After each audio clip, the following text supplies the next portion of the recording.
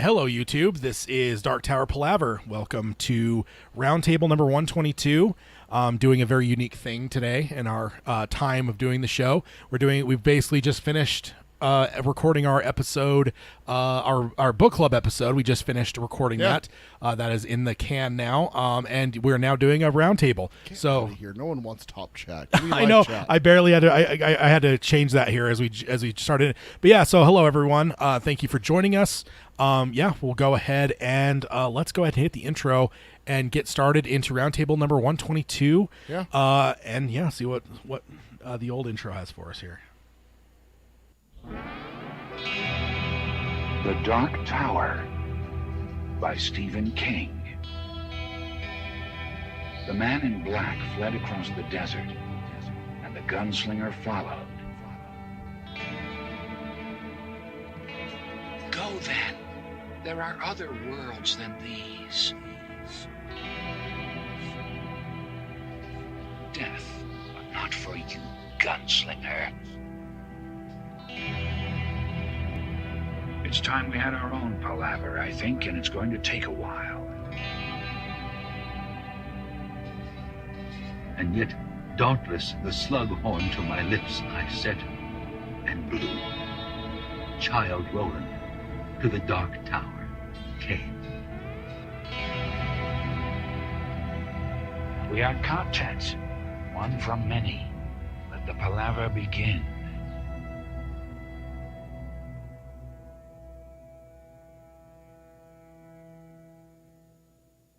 Hello and welcome to Dark Tower Palaver. This is our podcast covering Stephen King's magnum opus, The Dark Tower series. My name is Tad. And I'm Peter. And we're here for roundtable number 122. I feel like I was just here recording. I don't know why. I mean, for the podcast. For the podcast, that's going to be a really weird statement. So let us explain. So we're doing a little thing where we're recording 2 episodes back to back. We just got finished recording a book club, which if you're listening to the podcast, that's a future episode. Yes. We're actually we recorded it first, but we're going to put the book club out second because roundtables are a little bit more quote unquote time sensitive, I suppose. With the news and with news and stuff. So what you're hearing now was technically recorded like 15 minutes later than the other one ended. So if you hear my voice start to go out a little bit, apologies. I'm a little bit sick.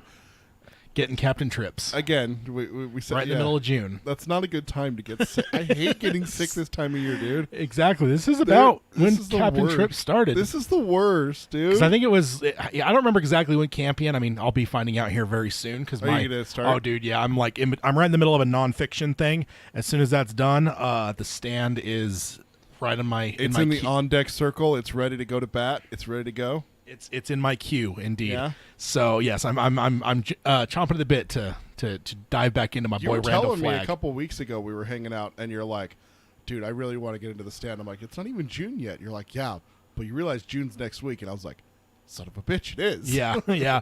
And here we are in June, and of course I'm sick. Yeah, it seems like one of us always gets sick this time of year, just to get the old Captain Trips. I mean, the summer colds always happen. I remember it came up on my time hop just a couple days ago where I posted and I was like, "Oh no, I'm getting sick," and you're like, "Captain Trips." I'm like, "Shut up, Tad." I'm like, don't you say that. Indeed. So let's go ahead and dive into the intro real quick. First of all, we want to warn you about spoilers. This is a roundtable, so we will spoil freely.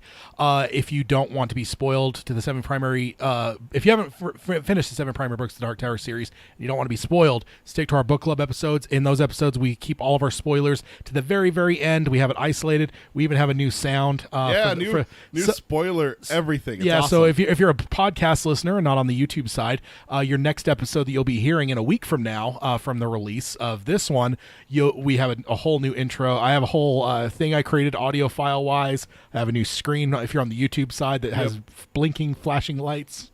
There's no way you cannot know that it's spoiler time. Yeah, pretty much, unless you somehow walked away and missed all that, and then didn't. I don't know. Then you came back and you're like, oh my God, what's happening? Yeah. There's spoilers, that can maybe happen, but you're not going to like just mosey into the spoiler section anymore on the book Right. club. But those ones though are 95% spoiler free. So stick to those if you haven't finished the 7 primary books. Next up, if you want to find us, you can find us on Apple Podcasting. You can stream us on Spotify or Stitcher, or if you're just a listener on any of the other million podcast services out there, you could find us on any of those. If you could subscribe, rate, and review us on any of those, we'd appreciate that. You can find the show notes for this episode where I have all the articles we reference there and links and stuff. In fact, there's one article that also includes a little teaser, a little trailer, and if you want to find that over the show notes at darktowerpalaver.com, as well as the question for new listeners are there if you want to introduce yourself to the quartet, as you are now part of our extended quartet. If you're listening, if you want to introduce yourself, go ahead and grab those questions, answer one of them, answer all of them. It's totally up to you. For like an email, it's a good introduction we've found over the years. Then if you want to support the show, you can do that at patreon.com/darktowerpalaver. Then if you want to contact us, Peter can let you know how to do that. Best way is through email. It is darktowerpalaver@gmail.com. We mentioned our YouTube already a couple times, youtube.com/darktowerpalaver. Like and subscribe, like the video, subscribe, and then ring the bell to get notifications, because we do release exclusive content on YouTube. We have a few videos out now, more to come down the road. Still waiting on that Salem's Lot trailer. Yeah, it's got to be coming soon, man. Comes out in September. I know, right? it comes out in September, for That's God's sake. what is that, 3 months from now? Because, well, I'm trying to think what trailers we're seeing right now. I'd have to see what trailers just came out. Maybe playing with Jurassic World Dominion and see like when the release dates are for those. Because it feels like we should have a trailer, at least a teaser by now. So yeah, hopefully it's coming. Then the last thing I want to do before we dive in is hit the calendar stuff. I didn't do the social media. Sorry. I was doing the YouTube stuff. Oh yeah, go ahead. Social media is facebook.com/darktowerpalaver. Twitter is @darktowerpod. That's @darktowerpod. Instagram is darktowerpalaver, all one word. And then check out our merchandise if you want something. It's tpublic.com/users/darktowerpalaver. There we go. Indeed. So then calendar-wise, we just want to let you guys all know, we already mentioned to you that we're double stacking these episodes on today. Technically, we should have an episode last week. That one technically got delayed a week. But the next episode, the book club episode, which will be released next week on the 19th, as a matter of fact, will be the day that hits your podcast feeds. Those are both recorded on the same day, but in July, we'll be back to normal.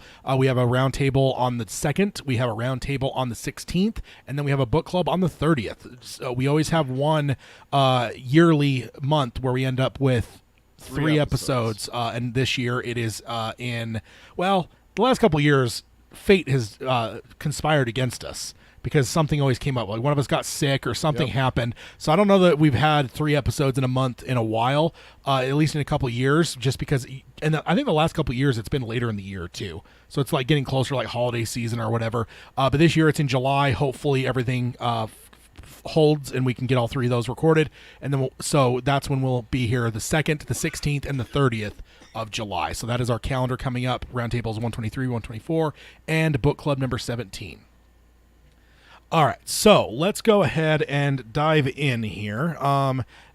So the first one we have here is every Stephen King novel that has not been adapted for a movie or TV yet. Oh, boy. So this is an interesting one, because we've always talked about adaptations, but we haven't really talked about what's not been adapted. And so this, I'm going to have a little bit of a preface first, but let's go ahead and get the normal stuff out of the way, the credits. This is by Eric Eisenberg from Cinema Blend on May 22nd, 2022.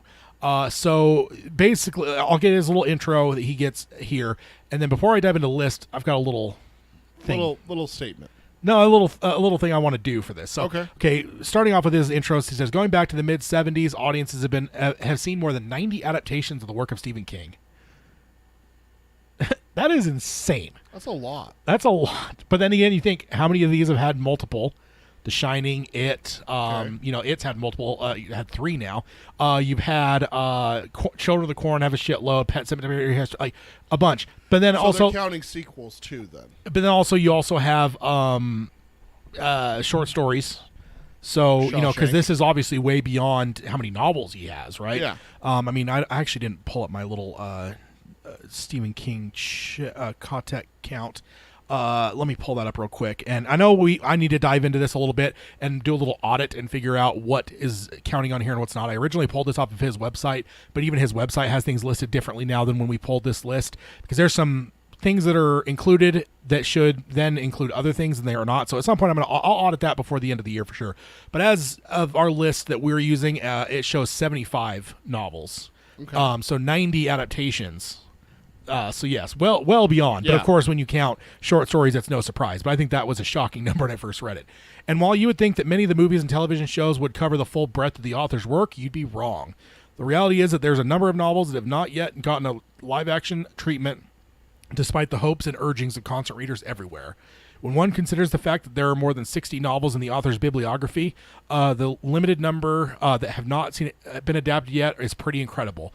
And time may change the status of all of them. For now, however, here are all the Stephen King books that have yet to be adapted for movie or television. So what I want to add to this is this, and I'm actually a little bit surprised at how long this list is, but what I want to do, I mean, we'll discuss it as well, but let's do a ranking. Not that you have to rank them, but scale of 1 to 10. 10, you absolutely want to fucking see it, like, right now. 1, nah. I'm indifferent. No, 1 would be, indifferent would be like 5. 1's like, no, Okay. I don't want to see this adapted. Okay. And to go along with that, I think the first one here may get a 1, and that is Rage. Oh, yeah, no. He says, not only have we never seen an adaptation of Rage, but we never will. Stephen King's most controversial book, published under his Richard Bachman pen name, is about a high school student who holds his classmates hostage with a gun that he has kept in his locker. It is no longer in publication. So I'm guessing it's a 1. It's a 1. Yeah, indeed. We don't need to see that. Yeah, no, I think that's definitely a 1. Yeah. And I don't even think King would give any kind of blessing to that. As No. Mr. Eric Eisenberg mentions here, that one's not in publication anymore. That is actually at King's request. He doesn't want. He stopped the publication of that one back in the 90s. So Yeah. yeah, I don't know. I don't think there's a lot to discuss on. No. Why we don't want to see Well, it. we talked about Rage just a couple episodes ago. Like, it's not something that needs to be done. Yeah, exactly. Yeah, and then I guess the other thing is, and this one you don't have to answer because it's obvious. The other half of it is ranking of how much you want it, but also the other one, let's do another 1 to 10 scale of how surprised you are that it doesn't exist. Oh, okay. Like 10 being like how let's just say alternate universe it had never been adapted. Yeah. That'd be like a 10. It'd be like, how the fuck has this never been adapted? Yeah. Whereas 1's like, is Rage. Rage is 1 and It 1 shouldn't be adapted. It never. you don't never want to see it will. adapted, No. and on the other side of it, yeah, like it's I'm not surprised that it hasn't. it been hasn't adapted. exactly. So Yeah. that's the 2 number Okay. scale things. So All right. yeah, I don't know. I just felt it would be a fun little thing This will be because fun. Let's do it. yeah. So the next one, this is where it gets more interesting because that one again is kind of a no brainer. I don't. Yeah, but the next one's The Long Walk. And I'll read his little synopsis, then we can go ahead and do our numbering systems. And I agree with you on Rage. And anyone in the chat, too, you guys can also throw out your numbers as well. So there's 2 scales we're doing. 1 is how much you do or don't want to see it. 1 is you don't want to see it at all. 10 is you want to see it immediately. The other side is how surprised are you that this has not been adapted yet. 10 is you're absolutely shocked and you can't believe it. Number 1 is not surprised at all. It makes total sense that it hasn't been adapted. So you guys can throw them out in the chat too. So yeah, on Rage, which was the last one, we both did 1s across the board there. Yeah. We don't want to see it, and we're not surprised it hasn't been done. So Yeah. and hello, Carol. Good to see you here. Just got back from surgery. Awesome. Hopefully you're recovering well. Yeah. I know rotator cuff. I actually thought I was going to have to get a surgery for that.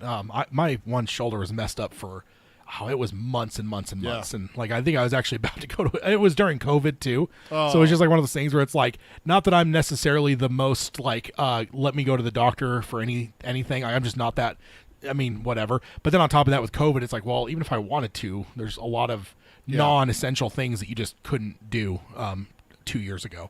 So yeah, The Long Walk. The Long Walk is another Richard Bachman book, centers on the dystopian titular competition, which sees teenage boys continuously walk on a set path for multiple days without extended rest, knowing that stopping means that they will be shot and killed. Director Andy Overdahl has been developing an adaptation for a few years, and it says the last update we've had on this project was November 2020, so a couple years ago since we've heard anything on this, but it has not yet made it into production, so it does still count for this list. So first one, how much do you want to see this, 1 to 10? Probably a 6. Okay. You enjoyed the book, though, didn't you? I did. I did. Okay, because like me, I didn't, but I really think it was more of my mood. Yeah. At some point, I'm waiting to kind of be in a spot where I think that maybe my mood is more inclined to that book, and then I want to try it again. Sure. Because I really do think that it was more a me problem than a book problem. So, Yeah. I don't know. What were you gonna say? I really did enjoy the book. I thought it was, well done. It was a compelling story and everything like that. Also, it was right on the heels of me thinking about. I didn't watch it or read it. The Hunger Games, which is like dystopian kind of. Yeah, future. and I have it's a couple kind of like similar. that. And there's Yeah. been a number of them that have come out of it, and that's almost another question I would ask is with A Long Walk, it kind of predates all of those. But do you think that all of those other things coming into existence since the writing of this book in any way help or hurt an adaptation being made of this one? Like there's Ender Game, Hunger Game. There's like all these like kind of like usually child-centric dystopian things that put children in horrible situations. Like, do you think all of those things existing help or hurt the Long Walk potentially getting a thing? What do you think? Like, I just can gut see, reaction. I can see both ways. I can see that it hurts it because, well, we've already got that kind of dystopian future with kids. We don't need another one. Yeah. But then also at the same time, I mean, there's everyone who wants to make a money off of the same thing that other people have made money off of. Yeah. So I can see another Kind studio. of the copycat thing. Yeah, copycat. The one thing I'll say though is it can't just be boys if they do a movie. You think it'd have to be? I think you got to put girls in there too. I think that'd be kind of whatever. In 2022, yeah. Yeah, and I think that if King were to write this book now, it wouldn't be just boys. I don't think. So Yeah. I just think that's one of those things that like I don't know. It'd make it more interesting. Carol says 7 and hope it's very well done. All right, cool. So 7 and what? So you said 6. I said 6. I think I'd kind of go in the probably more Carol's realm with like a 7. As much as the novel didn't really grab me, I do see the potential in it, Yeah. and like I would love to see this as a movie because I think like it's interesting as all hell. Like it's a little bit less exciting than like Hunger Games stuff because in that aren't they like mazes and bows and arrows and like all kinds of crazy shit. Whereas So- this like it's kind of like I don't know. This one So you almost don't feels know like much about Hunger Games. No. Hunger Games is literally they're fighting for food or something, right? So the country's broken up into 13 districts. They literally draw a boy and a girl from each district, put them into an arena, and last one alive wins. Oh, okay. Literally, okay. it's fucking a murder thing for kids. Okay. And they make it like this huge reality show kind of thing where it's like the worst kind of people because the capital are rich and then the outskirt districts are poor as hell. And it's Yeah. America. It's a like an Armageddon kind of future, like after a nuclear holocaust kind of thing. So Okay. the Long Walk fits that kind of. It's a competition where the winner gets a prize. Yeah. So the winner, if you win the competition, you get food and money and prestige and For stuff your like district that or whatever. for you. Oh, okay. I thought If it you was- choose to share it, that's up to you, but you don't have to. So I think this one like still feels like a little bit less cinematic, which almost sounds like it could be a negative than that would be or the other ones. But I think almost in a way it would actually make it more interesting for me because it would almost make it more of a character study. You know, like hey, it's less about like the flash and the flare. It's literally about like endurance with these characters, and I think that would almost make it more interesting to me, kind of that it's more of a character study a little bit. So in terms of next number is how surprised are you that this has not been made up to this point, 1 to 10? I'd probably give it like a 2 or a 3. Really? I actually got like 8 because like honestly in all of the interacting, and I know I do more of it than you do on social media and stuff, The Long Walk is one of King's more beloved stories. Oh, dude, people fucking adore this. Like, because I actually feel like a freak half the time when I'm just like, I didn't really dig it. Yeah. But again, I fully accept that. There wasn't anything about that. I was like, I dislike this about it.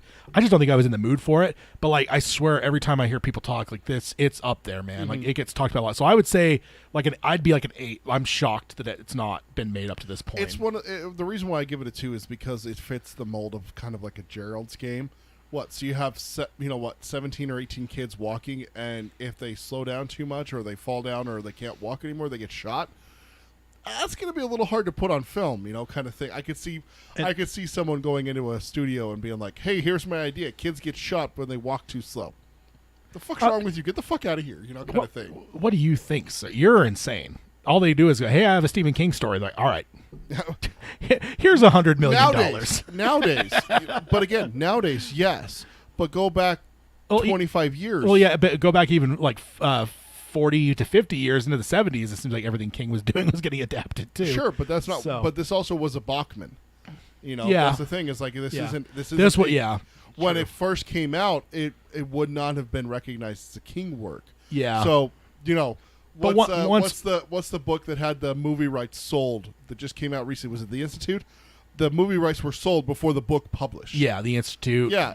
And yeah, I think that's the only Was one. it Billy Summers No, and later? Billy Summers. We were actually commenting on. We commented one episode where it's like, how the fuck has this not been signed yet? Yeah. And the next episode, it got like Yeah, announced that it was got signed. announced that it was signed. And I don't think later But was. yeah. Institute was literally they had signed the They the signed book the movie deal before the book before, had come out. before it was published. And so yeah. that's for me is like I'm like it's not an easy film to do. It wasn't an original King. He wrote it under Bachman, so when it first came out, it didn't have that King flair to Yeah, it. so it would have been late '80s when the Exactly. Bachman pseudonym was destroyed. And so that's not a time. I'm still shocked because again, I just how many King fans love this, and when adaptations come up, this one is one that is up there. It gets brought up a But lot. when did the love for it start? Is this a Shawshank Redemption where Oh. it came out and then 10 years later, all of a sudden it's beloved? but still okay. But even in the last 4 years, I'm surprised it hasn't been Sure. it hasn't been made. But that's Just- why I'm not shocked, because in the last 4 years, there's a lot more known Stephen King. If you walk Yeah. up to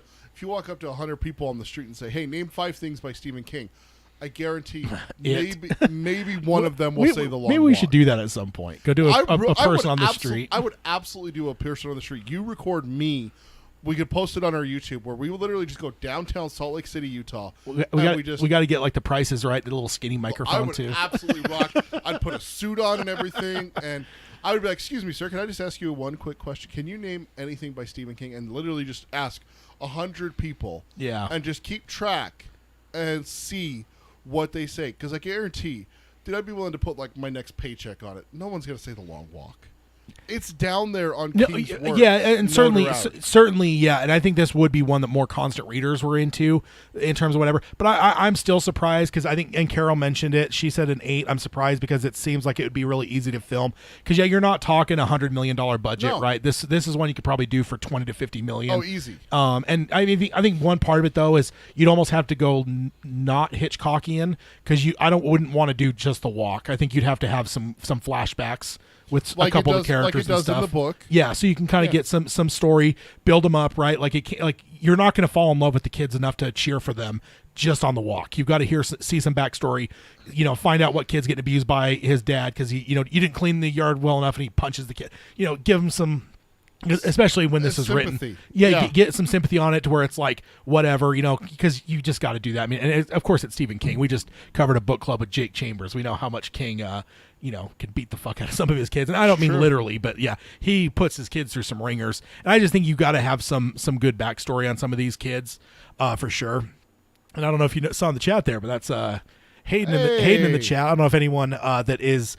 I guess anyone can see our logo, and Hayden is the one that designed that. He's Yeah. joined on a few Palaver with Tads in the past. So hello, Hayden. He says, I was legit asking you the other day, or I was legit going to ask you the other day, are there any King's books that haven't been adapted that you'd love to see? Yeah, there's some on here, certainly. So, yeah, there's, like I said, I'm shocked by how long this list is. Like, I don't know. Like when I first saw this headline, I'm like, oh, there's probably like 3 or 4 of them. And as I was going through, I kept scrolling and scrolling. I'm like, Jesus, there's a lot of fucking things on here. So, cool. We both got our numbers on there for this one. So the next one, we actually talked about this one not too long ago. Roadwork. So Roadwork is another title published under King's pen name of Richard Bachman. Another feature, and features another protagonist rebelling against society. Unwilling to sell his property as the city plans to demolish his neighborhood in order to construct a new highway extension. It director Annie Muschietti, along with producer Barbara Muschietti, announced a development of an adaptation in 2019, but it is yet to materialize. So here's the shitty thing. Is like there's a lot of shitty things with COVID, but it's completely ruined all perspective in Hollywood. Because like is this really like a project that has been backburnered or dead, or is it just the fact that COVID has screwed everything up so bad Yeah. that it could still be in normal development? Yeah. Like it's completely thrown off our like the normal timing. So Roadwork, is this one you've read? No. Okay, we actually had someone recently email us or something that said that Roadwork's one of their favorite Okay. stories. Last episode, I think somebody mentioned either in the chat or in an email. So I guess how much would you want to see this? Like just based on what you're seeing there, person, I'd give it a 6 or 7. So 6. Okay. Yeah. I'd probably go like I'd probably fall around more of a 5, but I'd say a 6 just because recently we had that listener say it was one of their favorites. That kind of stuff like titillates me. It makes me wonder like, okay, how like this is one I need to like maybe move up on my list of when I'm trying to go through and read everything King. So yeah, I'd probably say I'd probably say a 6 based on that. I'm sorry I'm forgetting who it was that said that. But somebody did say it. Yeah, it was one of their absolute favorites. If it was you, call him out on social media. Yeah. Hashtag Peter is terrible. Yes, What? that'll do. No. Get out of here with that. And then see, you're terrible though. You didn't wear the shirt. You're going to call me out on that?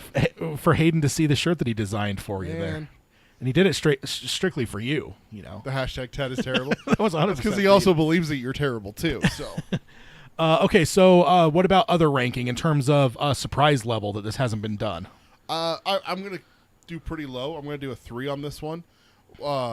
No, I'm going to give it a 2, just like The Long Walk. I don't think that Bachman books have that desire as much as King books. I know it's the same thing, but I think that once you get past that initial release, then the desire for it is going to go away. So it doesn't. I don't think anything by Bachman is going to surprise me that it hasn't been made. Okay. Yeah, I'd probably say probably a 2, maybe a 2 or a 3, mostly because it doesn't feel standard Stephen King.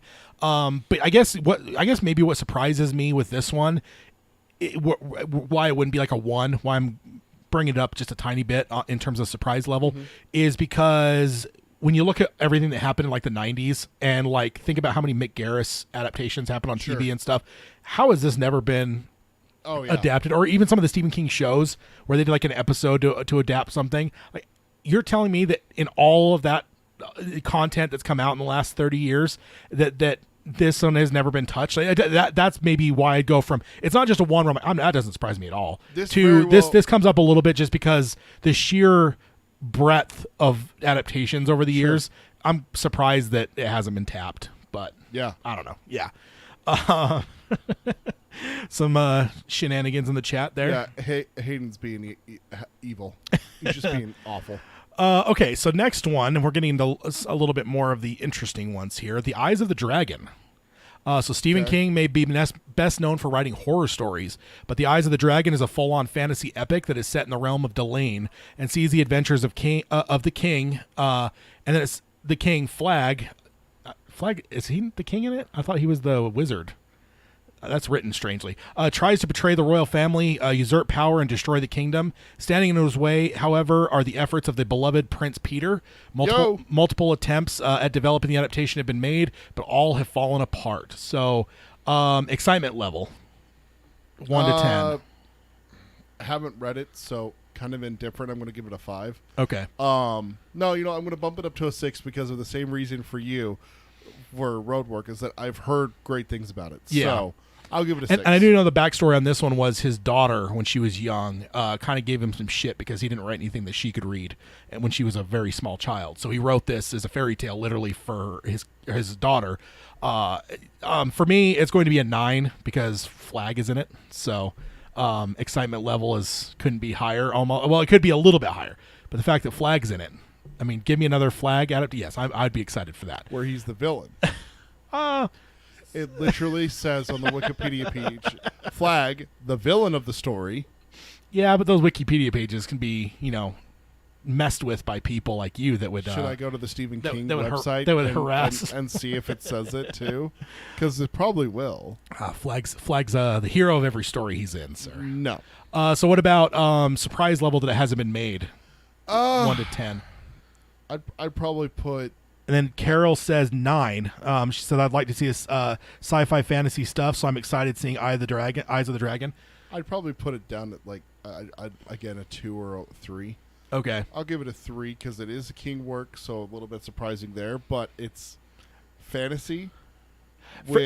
For me, I'd go up to like a 6 because, I guess I think to myself, in the late 80s and stuff, thinking Never-Ending Story, and there was just that Labyrinth, Dark Crystal. Yeah, when that kind of stuff was coming Willow. out, I'm really surprised that someone wouldn't have nabbed this because I guess it would be tough because it's got King's name on it, maybe, but I'm just surprised because you've got a built-in thing. So it surprises me a bit more. Like, for me, it's not like it's obvious it hasn't been made. No, I'm kind of surprised it hasn't been. And at this point today, when fantasy, I mean, okay, you've also gone through the whole resurgence of fantasy after Lord of the Rings. Then that subsided, and now we've got come back to it because of Game of Thrones.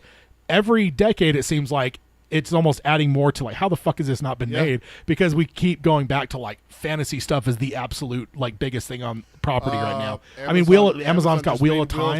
It's exactly what I was going to say. Yeah, and Amazon's spent $1 billion on Lord of the Rings for this new series. Yep. Like, so I'm just with I mean, it's ebbed and flowed, but it's like between all the stuff I mentioned in the late 80s, early 90s, and then jump a decade, then you got Lord of the Rings, jump a decade, then you've got Game of Thrones. How has this not been, like, for me, I'd say like a 6, easily, a strong Carol says 6. 5 for surprise it hasn't been done.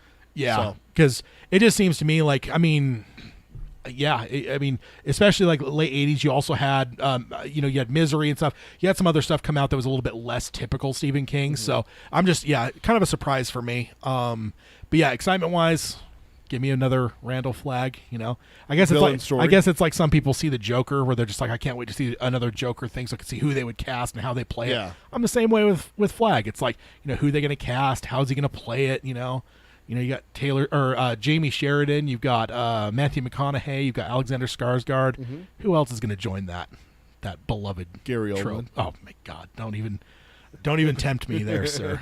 Tad can only get so excited. Yeah, be still my beating heart. Yeah, man. exactly. Tad's all fluttered now because I said the G word. Now, I got to take some credit for being a good guy here.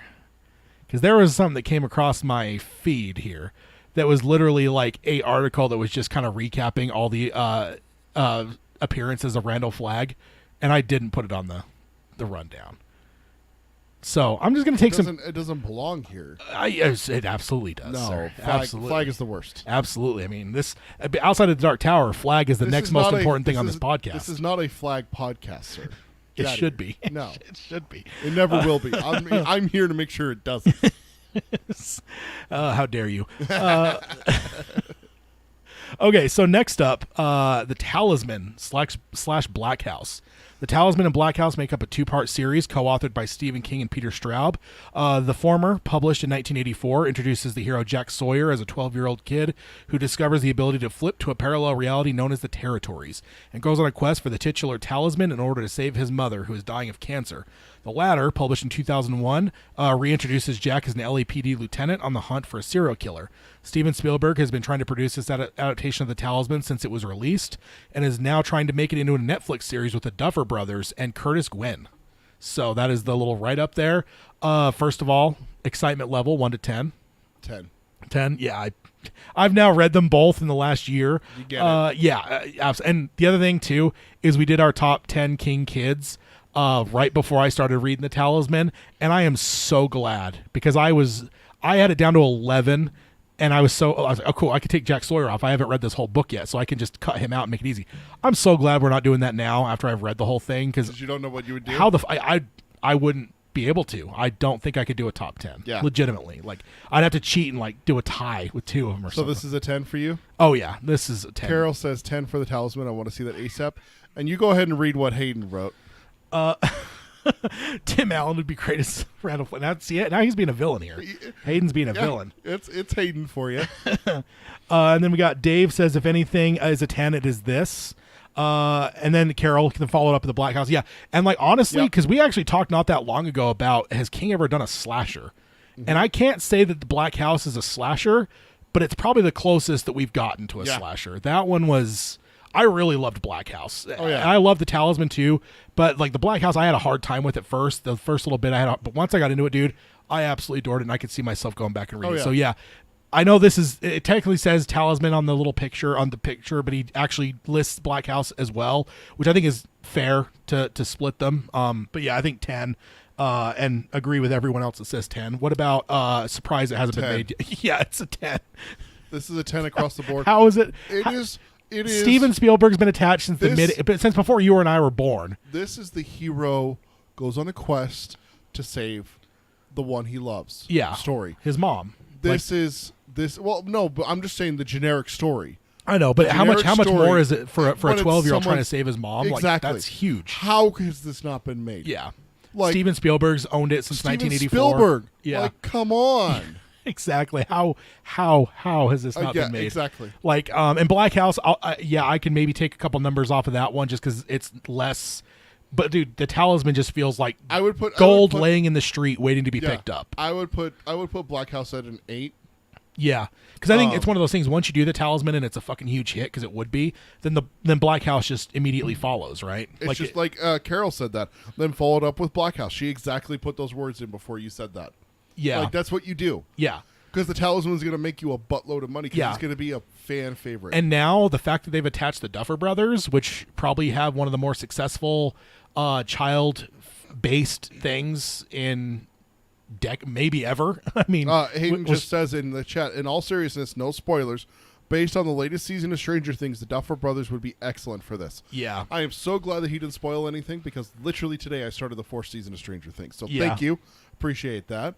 But Carol also says, recently finished reading the Talisman again, and now reading Black House again. How has this not been done already? yeah, that's the question. That's the same for me, because I've literally finished Black House, like was the last King book I finished. I'm in the middle of a nonfiction book right now. Before that, I finished Black House. It's like, yeah, I'm fresh too, and I'm just like pulling my hair out, where I'm just like, how is this? One, how has this not been done? And two, like my excitement level for it, like the day that we get the article that the Duffer Brothers are like filming and we start seeing casting for this, like I'm going to be almost as excited as anything we've covered outside of probably The Stand and The Dark Tower. The Duffer Brothers with Stranger Things have been fantastic. Like, the characters in Stranger Things, not just the story, but the characters are what really intrigues me. And that's what King brings to the table really well, is the characters. The story is great because you love the characters so much. Go look at it. How many of those kids ended up on top 10 kids? Yeah, plenty. Because the characters are so compelling. Yeah. So having the Duffer Brothers, it's the only way horror be able to works. do that. And I know Talisman's not horror, but horror only works when because I think that's some of the failing of a lot of lesser like horror movies is they write it purely for the horror and they don't do anything to help attach you to the characters. You don't care about the characters because it's just some random lady and some random dude. Yeah. And they're running from someone with a random weapon. Yeah. But one little tease in the Palaver section, there might be a little bit more Duffer Brothers conversation. Okay. So I'll throw a tease out there for that. Next up, this one should be close to our Dark Tower hearts. Insomnia. Can sleeplessness open up your vision to elements of the world invisible to the well-rested? That is the premise that launched Insomnia, which was first published in 1994. Ralph Roberts is a character who finds himself sleeping less and less each night, and he thinks that his lack of sleep is causing hallucinations, but he not only discovers that they're real, but that some of his friends can also see what he's seeing. So, excitement level? 4. Okay. It's not one that I see being a great adaptation. See, I got to keep the audiobook quality out of my mind here because the audiobook is terrible. But on top of that, one of the worst the story is okay, but it's better when you're a Dark Tower fan. Yeah, because there's Dark Tower references and direct relation. I mean, hell, Insomnia's in the Dark Tower. They talk about how it's directly related. And that's what I was like. I think like it feels very much like Hearts and Atlantis in some ways. I guess Low Men in Yellow Coats more specifically. But I feel like this is just not as good as Low Men in Yellow Coats was. But yeah, I would probably go. I'll probably go about the same as you. I'll probably go about a 4 in terms of excitement level. Like I would definitely see it, but I don't know if I'd be as excited as it was being developed because I don't know. Yeah, because it's one that could easily be screwed up. Also, and honestly, just some of these stories that they've done so far, they've completely taken out Dark Tower elements. So if they were to do that, then I'd almost have no excitement for it. Yeah, like it would probably be one of those ones that I'd be like flipping a coin if I wanted to go see it if I knew they were taking all the Dark Tower stuff out. Hopefully that's shifting though. Guys like Flanagan and stuff have been throwing in little Dark Tower Easter eggs and stuff. So it's been happening. So maybe things are shifting and Salem's Lot could potentially be something. Imagine a post-credit scene is all I'm saying. Just a post-credit scene where you see Father Callahan and he opens his wallet and he pulls out a $5 bill and it's got somebody else on it. There's your post-credit scene for Salem's Lot. That's all I'm saying. Mean nothing to most people. But for every Dark Tower fan, we would be cheering. Yeah, oh, yeah. Oh, yeah. So I'm with you. Probably not as high as excitement level. In terms of what about the fact it hasn't been made, 1 to 10? 0. 0. I don't know if 0 counts. So maybe 1. 1. Then Yeah. This movie, it does not surprise me at all. Carol says it too. 5 for insomnia excitement. 1 because it's not surprised it hasn't been done. Yeah, I think This does not seem like a compelling movie. Yeah, this when is you going take out the Dark Tower stuff. This Like, would take okay, a talented filmmaker, is what I would say. It A would. very talented filmmaker to really. Well, also a very talented writer as well. Yeah. Because you got someone to adapt that from that book to. It's a pretty thick book. Like Yeah. I remember the book itself. It's a pretty Yeah. thick book, and it's not. If you're taking out the Dark Tower elements, it's an okay story. Yeah. But when you add the Dark Tower, and us being such fans of Dark Tower, that's where it added the intrigue. Why Yeah. Insomnia was one of the first books I got on Audible.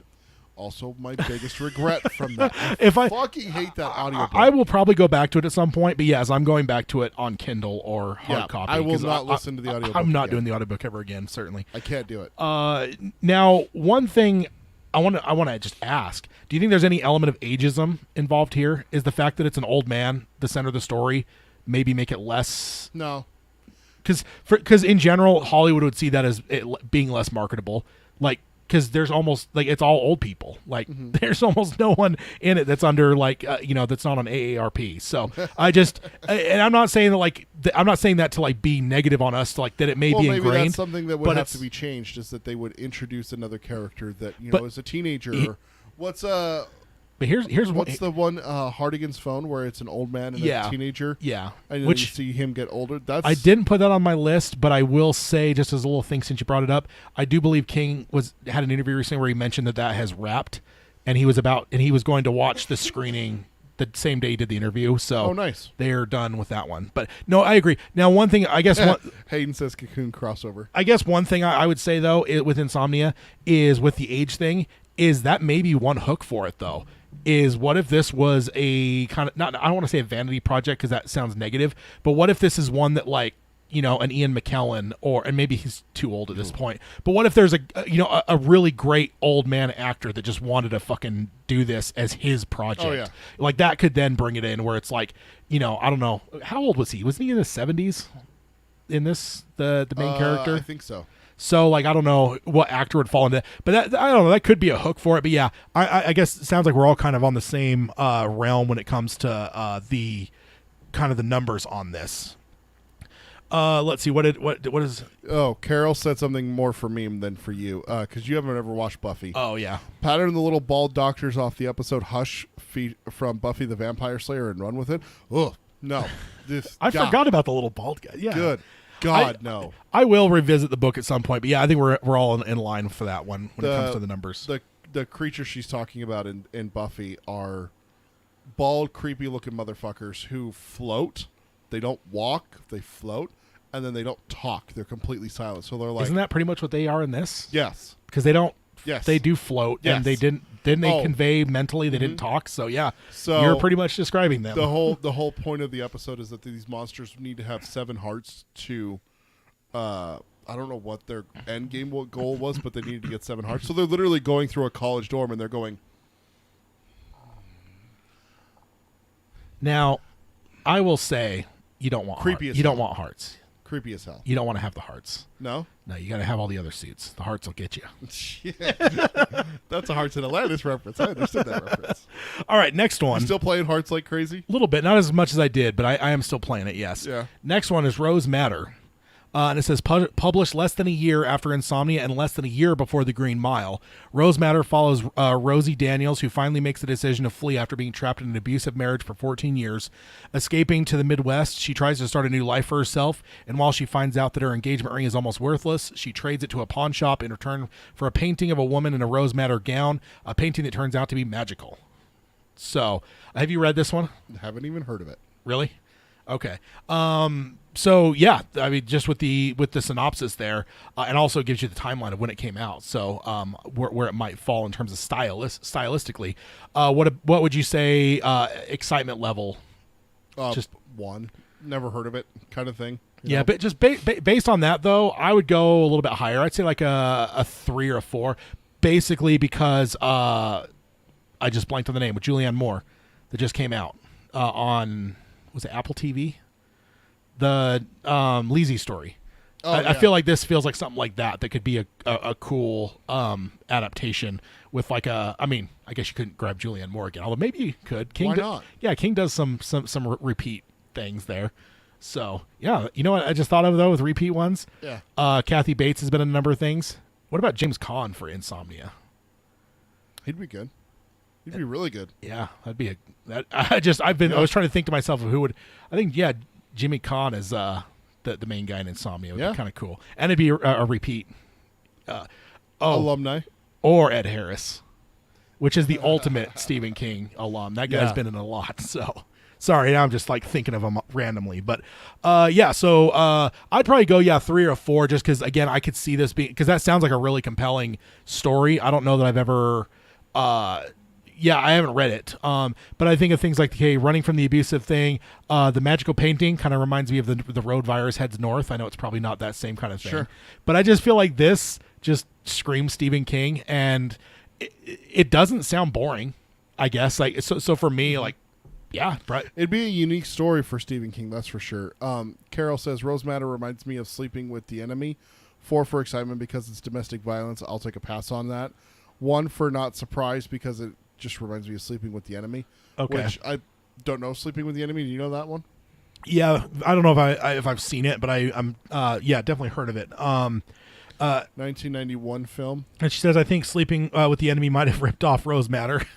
So After faking her death in order to flee from her violent husband, Martin, played by Patrick Bergen, Laura Burney, Julia Roberts leaves Cape Cod and moves to Iowa, where she adopts a new identity and starts dating a local teacher. Okay, so maybe they just took out the magic painting. They did just take out they took out the Stephen-esque part of the story. They removed the most interesting part of it, potentially, the Stephen King element. Well, for us constant readers, anyway. That's what I was saying earlier about one of them. I can't remember which one it was. That's what I was saying, is that I see it, the reason why I ranked it so low about being excited for it, because that's what I see them doing with an adaptation. Yeah. So they remove that one King element, and then it's not. It's The Long Walk. I bet you they would. I bet you they'd make it, but it wouldn't be kids. I bet you. Yeah, no, see, that would. Yeah. Do you see what I mean? Yeah. That's why I had such low excitement for that one. Is like I could just see them being like, nah, let's not make it kids. That's too. Kids getting shot. No, that's not something we can do in America these days. Make it adults and make it so that they're poor. Then what's the point of it? Honestly. Yeah, exactly. Yeah. And that's why for me it's like the excitement there. You know, expecting it, because I could see some shit like that happening. Yeah. So surprise wise, I think we're all on the level of 1 there for that one. So let's go ahead and jump on over to the next one, which is The Regulators. And this is the 4th Richard Bachman title on the list. The Regulators was written to parallel Stephen King's Desperation, which was published on the same day and features the same characters dealing with wholly different circumstances. I swear I've read these. While Desperation has been adapted, The Regulators has not. In the Bachman book, a neighborhood is terrorized by a dangerous and violent space cop from the popular kids' TV show after they spring to life from the imagination of a possessed little boy. Which, doesn't that just sound like Stephen King? Yeah. And of course, I do appreciate the fact that we got a Beast on there. I don't like Beast. I don't like him. So what do you think excitement level? If I'd give this one like a 5 or a 6. A 6. Give this one a 6. This could be a good little mini series, not or a movie. Now there is part of me that thinks though, remake the other one, so Desperation. Yeah. So it's already been done, but get the same filmmaker and do both, and then release them the same time. Like, wouldn't that be? Oh, that would confuse so many people. Wouldn't that be so That's cool? madness. But you don't have to do it at the same time, because I think of there was the Flags of Our Father and Letters of Iwo Jima. Like Clint Eastwood did both of those, right? Yeah, I think he did both, and it was just the Japanese one was way more interesting. The Japanese side and the American side of the same battle. Yeah, and it was. I don't think they were supposed to be full on connected, but yeah, I just think you could do something interesting with it. I think I'm right there with you, just based on what I'm reading there. It sounds batshit, and as a Dark Tower fan, I love that. So yeah, I'd probably give it. You're like, sign me up. I'd price like a 5. In terms of surprise that it hasn't been made, I mean, you already said the Bachman ones don't really surprise you. For me, I don't see how someone can get past that it's a Bachman novel. I think that would be like a killer for a lot of executives, like coming in pitching hey, I got a novel idea. Great, it's Stephen King, but it's it's under a pseudonym. Richard pseudonym. Is that the right? Yeah. So Yeah. you said 1 then? Yeah. I'd actually go 3 on Surprise That Hasn't Been Made for the sole reason that Desperation was done. Because if you're doing Desperation, I mean, this isn't like when Desperation is made, like, at some point the Bachman thing fell apart and everyone knew it was Stephen King. The fact that Desperation was made, that even the same set of filmmakers didn't try to pitch this other side, I'm a little bit more surprised than you are that it hasn't been done. Just because the other one had been, Sure. it'd be like cool, Talisman and Black House. But like, imagine if Talisman had been made, but 20 years later they never touched Black House. Like, Yeah. you'd be like, Why? really? Like, Why haven't you? yeah, you did the other one. Why not? Carol says 8 for excitement level, but do it as a series. I agree with Tad. Redo them both and run it as one series. Yeah, you could do that. Imagine if you did an episode here So- and an episode there and an episode here and an episode Or there. I kind of like the idea of like kind of splitting it. Do Netflix and do 2, and they drop it the same day. Yeah. So you could I don't know, because then you'd have like us King fans. There'd be people that'd be like watching them and then telling people online like, hey, you got to watch episode 1 of this one, then episode 1 of this one, and like alternate. Or no, you got to do all and then all. Like, Yeah. there'd be a little bit of fun to it. Carol says 1 for not surprised because the book is batshit crazy. Yeah. And then Dave says Desperation wasn't very good. That could be why this wasn't done. I swear I remember reading Desperation. Is that the I think one I think he's talking Desperation. The show. Oh, the or show. Or the movie wasn't good. I think so. I read Desperation. I think you Is did it- read one of them. You've told me. Is it set in Nevada? I think it's set in Nevada, and I think I just remember something trying to get into a room at one point. I haven't read it. I haven't got the audiobook. I read it back in like high school, like Yeah. when you first got me into King, and I was reading everything I could get my hands on. Yeah. So, All right. Let's go ahead and jump on over to the next one, The Girl Who Loved Tom Gordon. So while this hasn't been made in production yet, director Lynn Ramsey is trying to make it for the first adaptation of The Girl Who Loved Tom Gordon. In fact, in the Stephen King book, 9-year-old Tricia McFarlane gets separated from her mother and brother while hiking on a section of the Appalachian Trail. As she tries to live long enough that she can be rescued, she is motivated to keep going by fantasies about her favorite baseball player, Red Sox closer Tom Gordon. Of course, it's not a Yankees player because Stephen King. it's Stephen King. In the chat, Agamorphy. Agamorphy is joining us. Says, I like Regulators more than Desperation, but not by much. So I'd be interested in checking that one out, both of them, and see what I can find there with those. Yeah. But okay, so Girl Loved Tom Gordon, excitement level. If this, because you've read it, if so. this got made, it would be a 9. Okay, so you've got like a 9 for excitement in terms of Yeah, because it is in development. It is, and I'm excited for it. I want to hear more before I get my hopes up, kind of thing. You know? Yeah. We've had, like you were saying earlier, with like COVID and everything like that, it seems like things get announced and then they just kind of. Yeah, usually pre-COVID, that usually meant that like it went into development hell or it got passed on or something. But now with COVID, it's we like don't know. you don't know. Yeah, it's all Yeah. nebulous. There's So no way to really know. I do love this book. I'm actually itching. It's one I've been kind of circling a little bit to go back to again. Okay. So, but I'm touching on some King books that I haven't read for a very long time. They're at the bottom of my Audible. Yeah. So I'm currently going through 11. What you should do is find all the ones you did in high school. Oh, I should, like Desperation. Yeah, and ones all that were stuff. pre-Audible. That's ones you should probably look at. I should. Okay, so for me, I'd say honestly, it'd probably be almost a 1 pre all the hype that I've had from both listeners and you. I'd probably put this one up at like probably a 4 or a 5 for excitement, just because like again, I haven't read it. I don't know what the story entails, but the fact that I don't know that I've heard any negative things about it would bring it from like a 1 up to like I'll call it a 5. Okay. I'll put a pin in 5. So I'd say, and I say that caging it by saying that that's not to be insulting to it. Like I said, haven't read it. it would be a 1 for me Yeah. if not for what you guys have all told me from And listeners. it's fair perspective because and you haven't read it. So Yeah. In terms of surprises, hasn't been made yet. 1 to 10. I'm gonna go a little bit lower on this one. I'm gonna go with 4. Okay. It's a girl.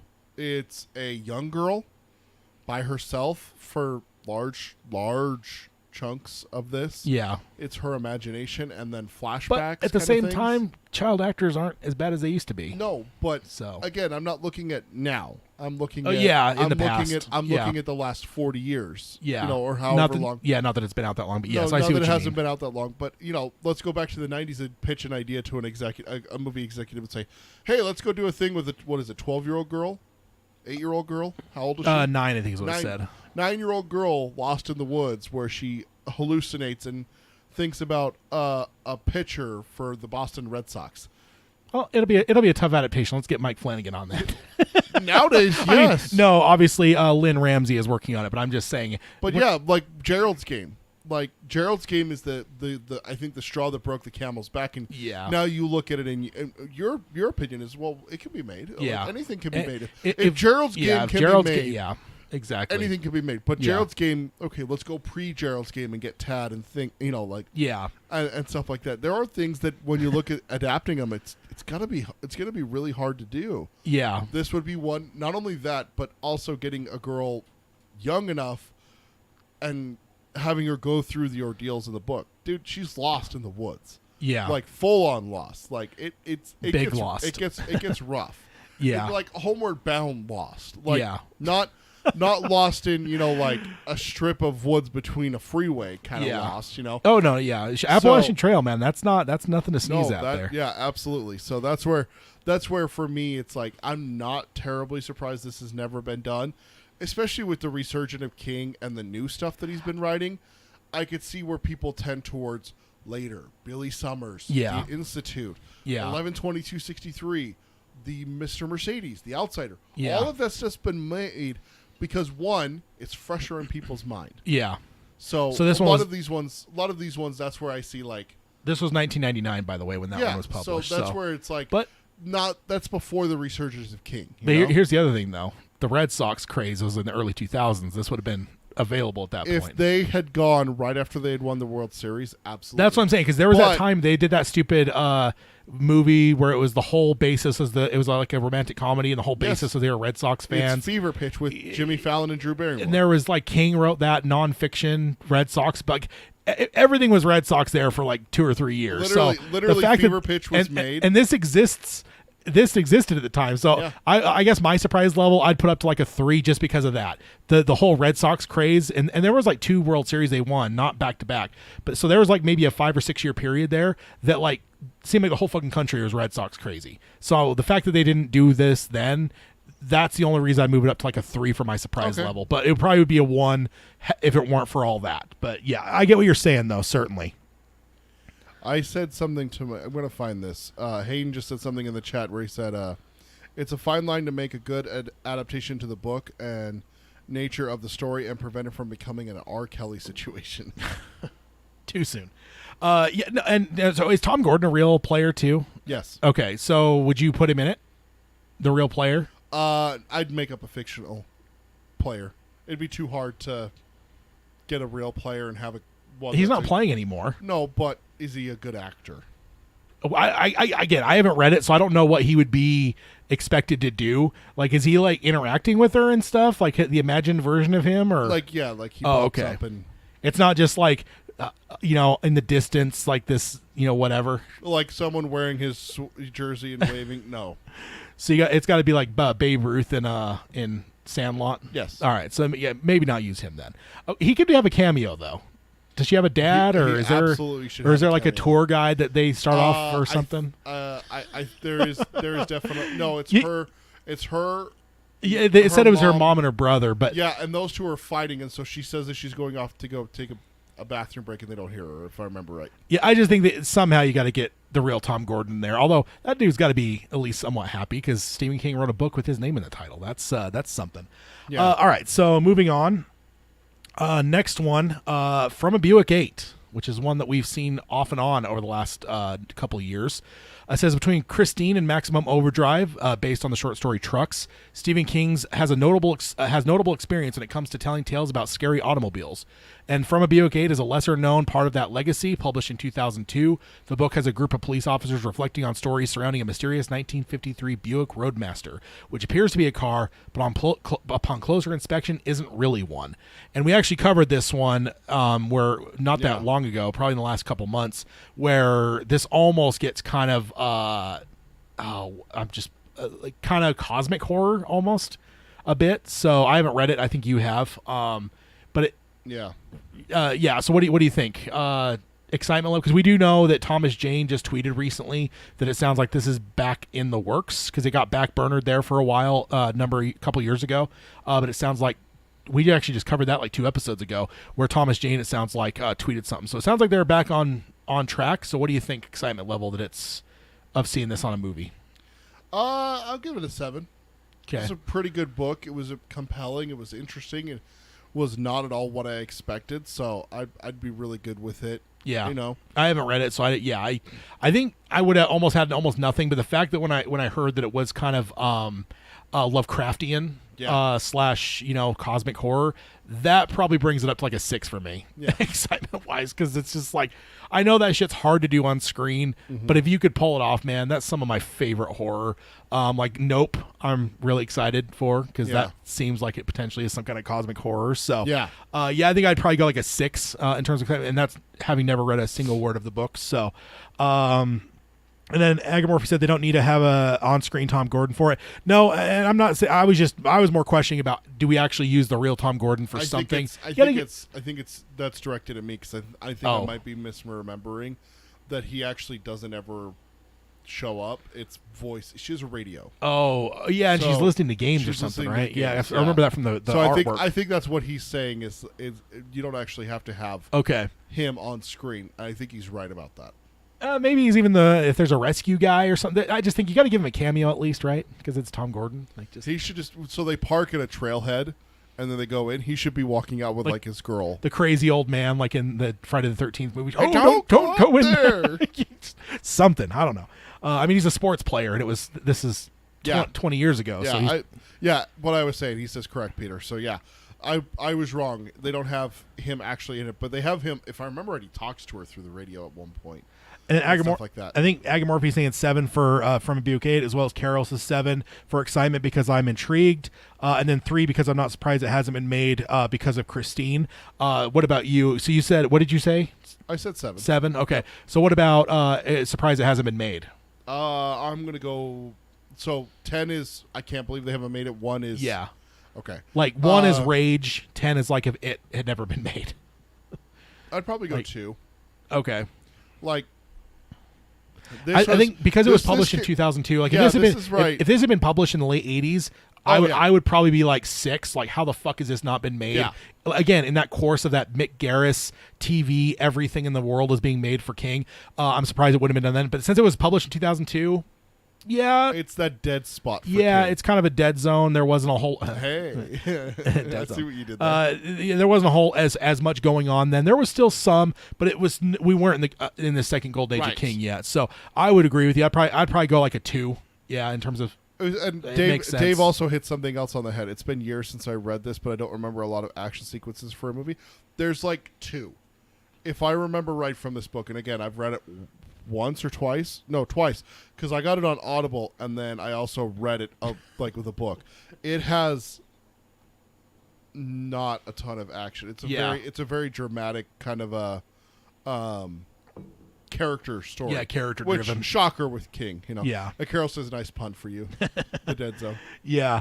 And then Agamorphy says correct, Peter. It's a low key story until it isn't, and then gives a little emoji there. So thank you for the emoji. There's been too many emojis. Do appreciate in the chat today. Hayden's saying some Nope there because I don't think he's into the whole Nope movie. No, it's a romantic comedy starring Ryan Reynolds. Yeah, indeed.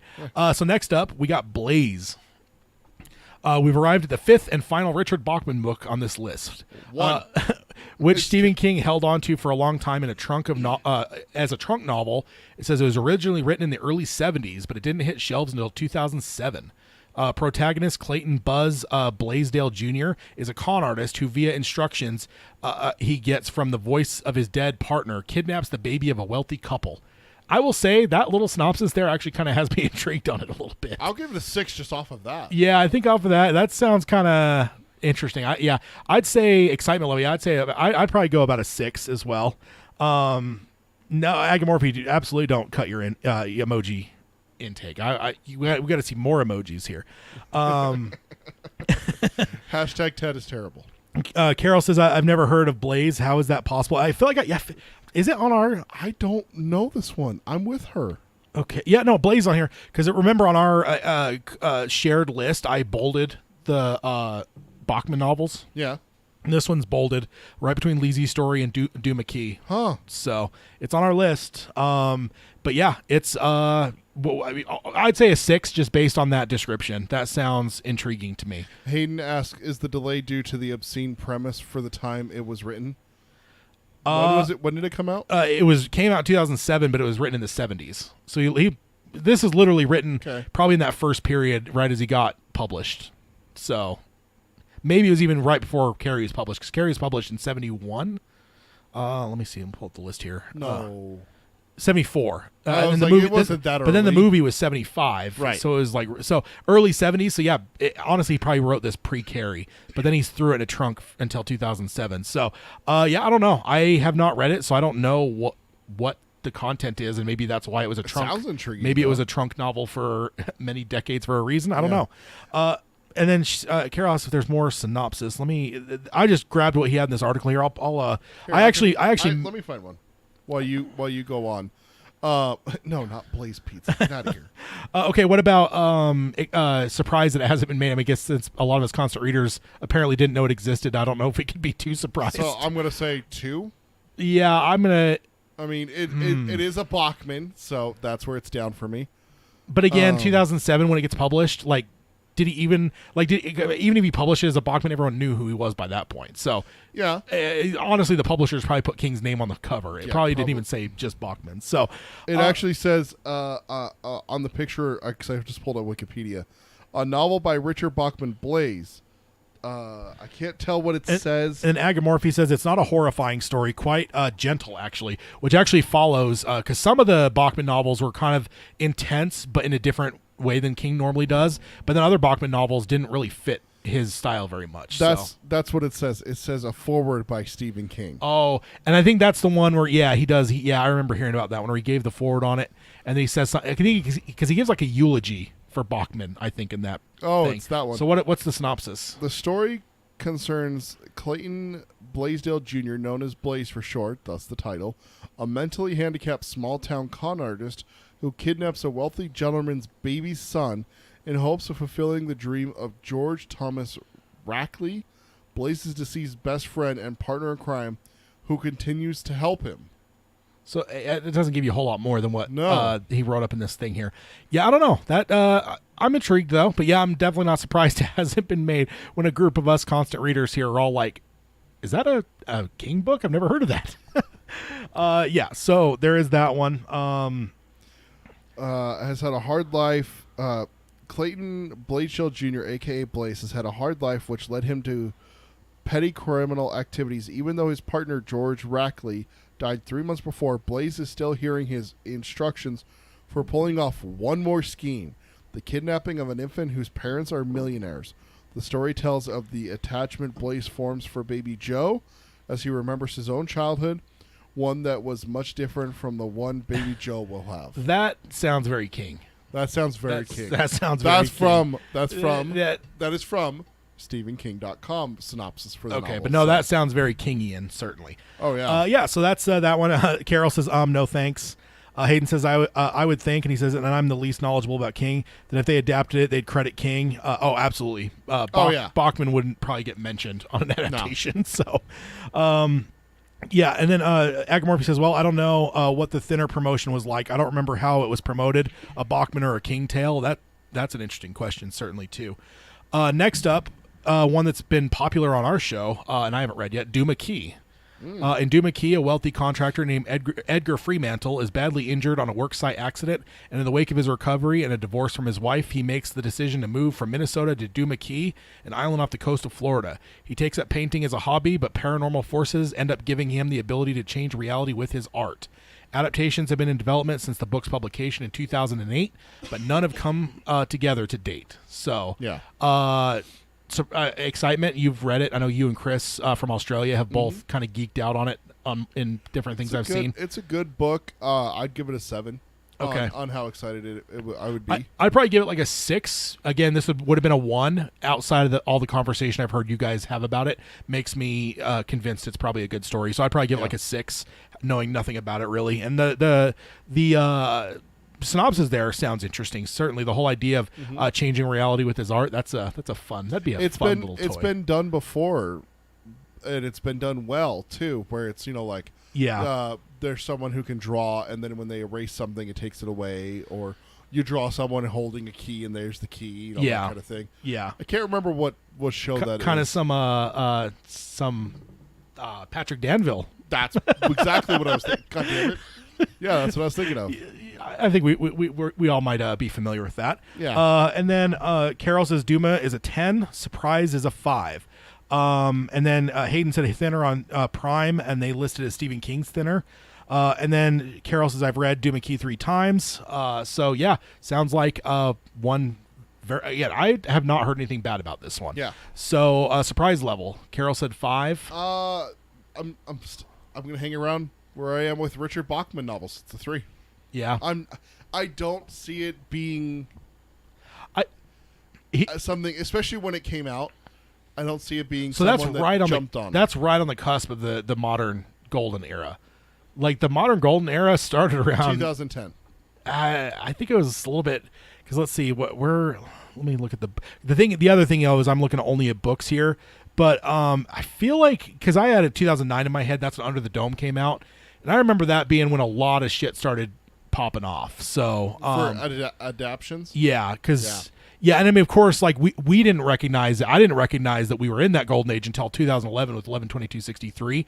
But I do think 2009 is about when the new golden age. Well, actually, we haven't marked it between 2010 and 2011 because we did that whole marking thing one episode a while back.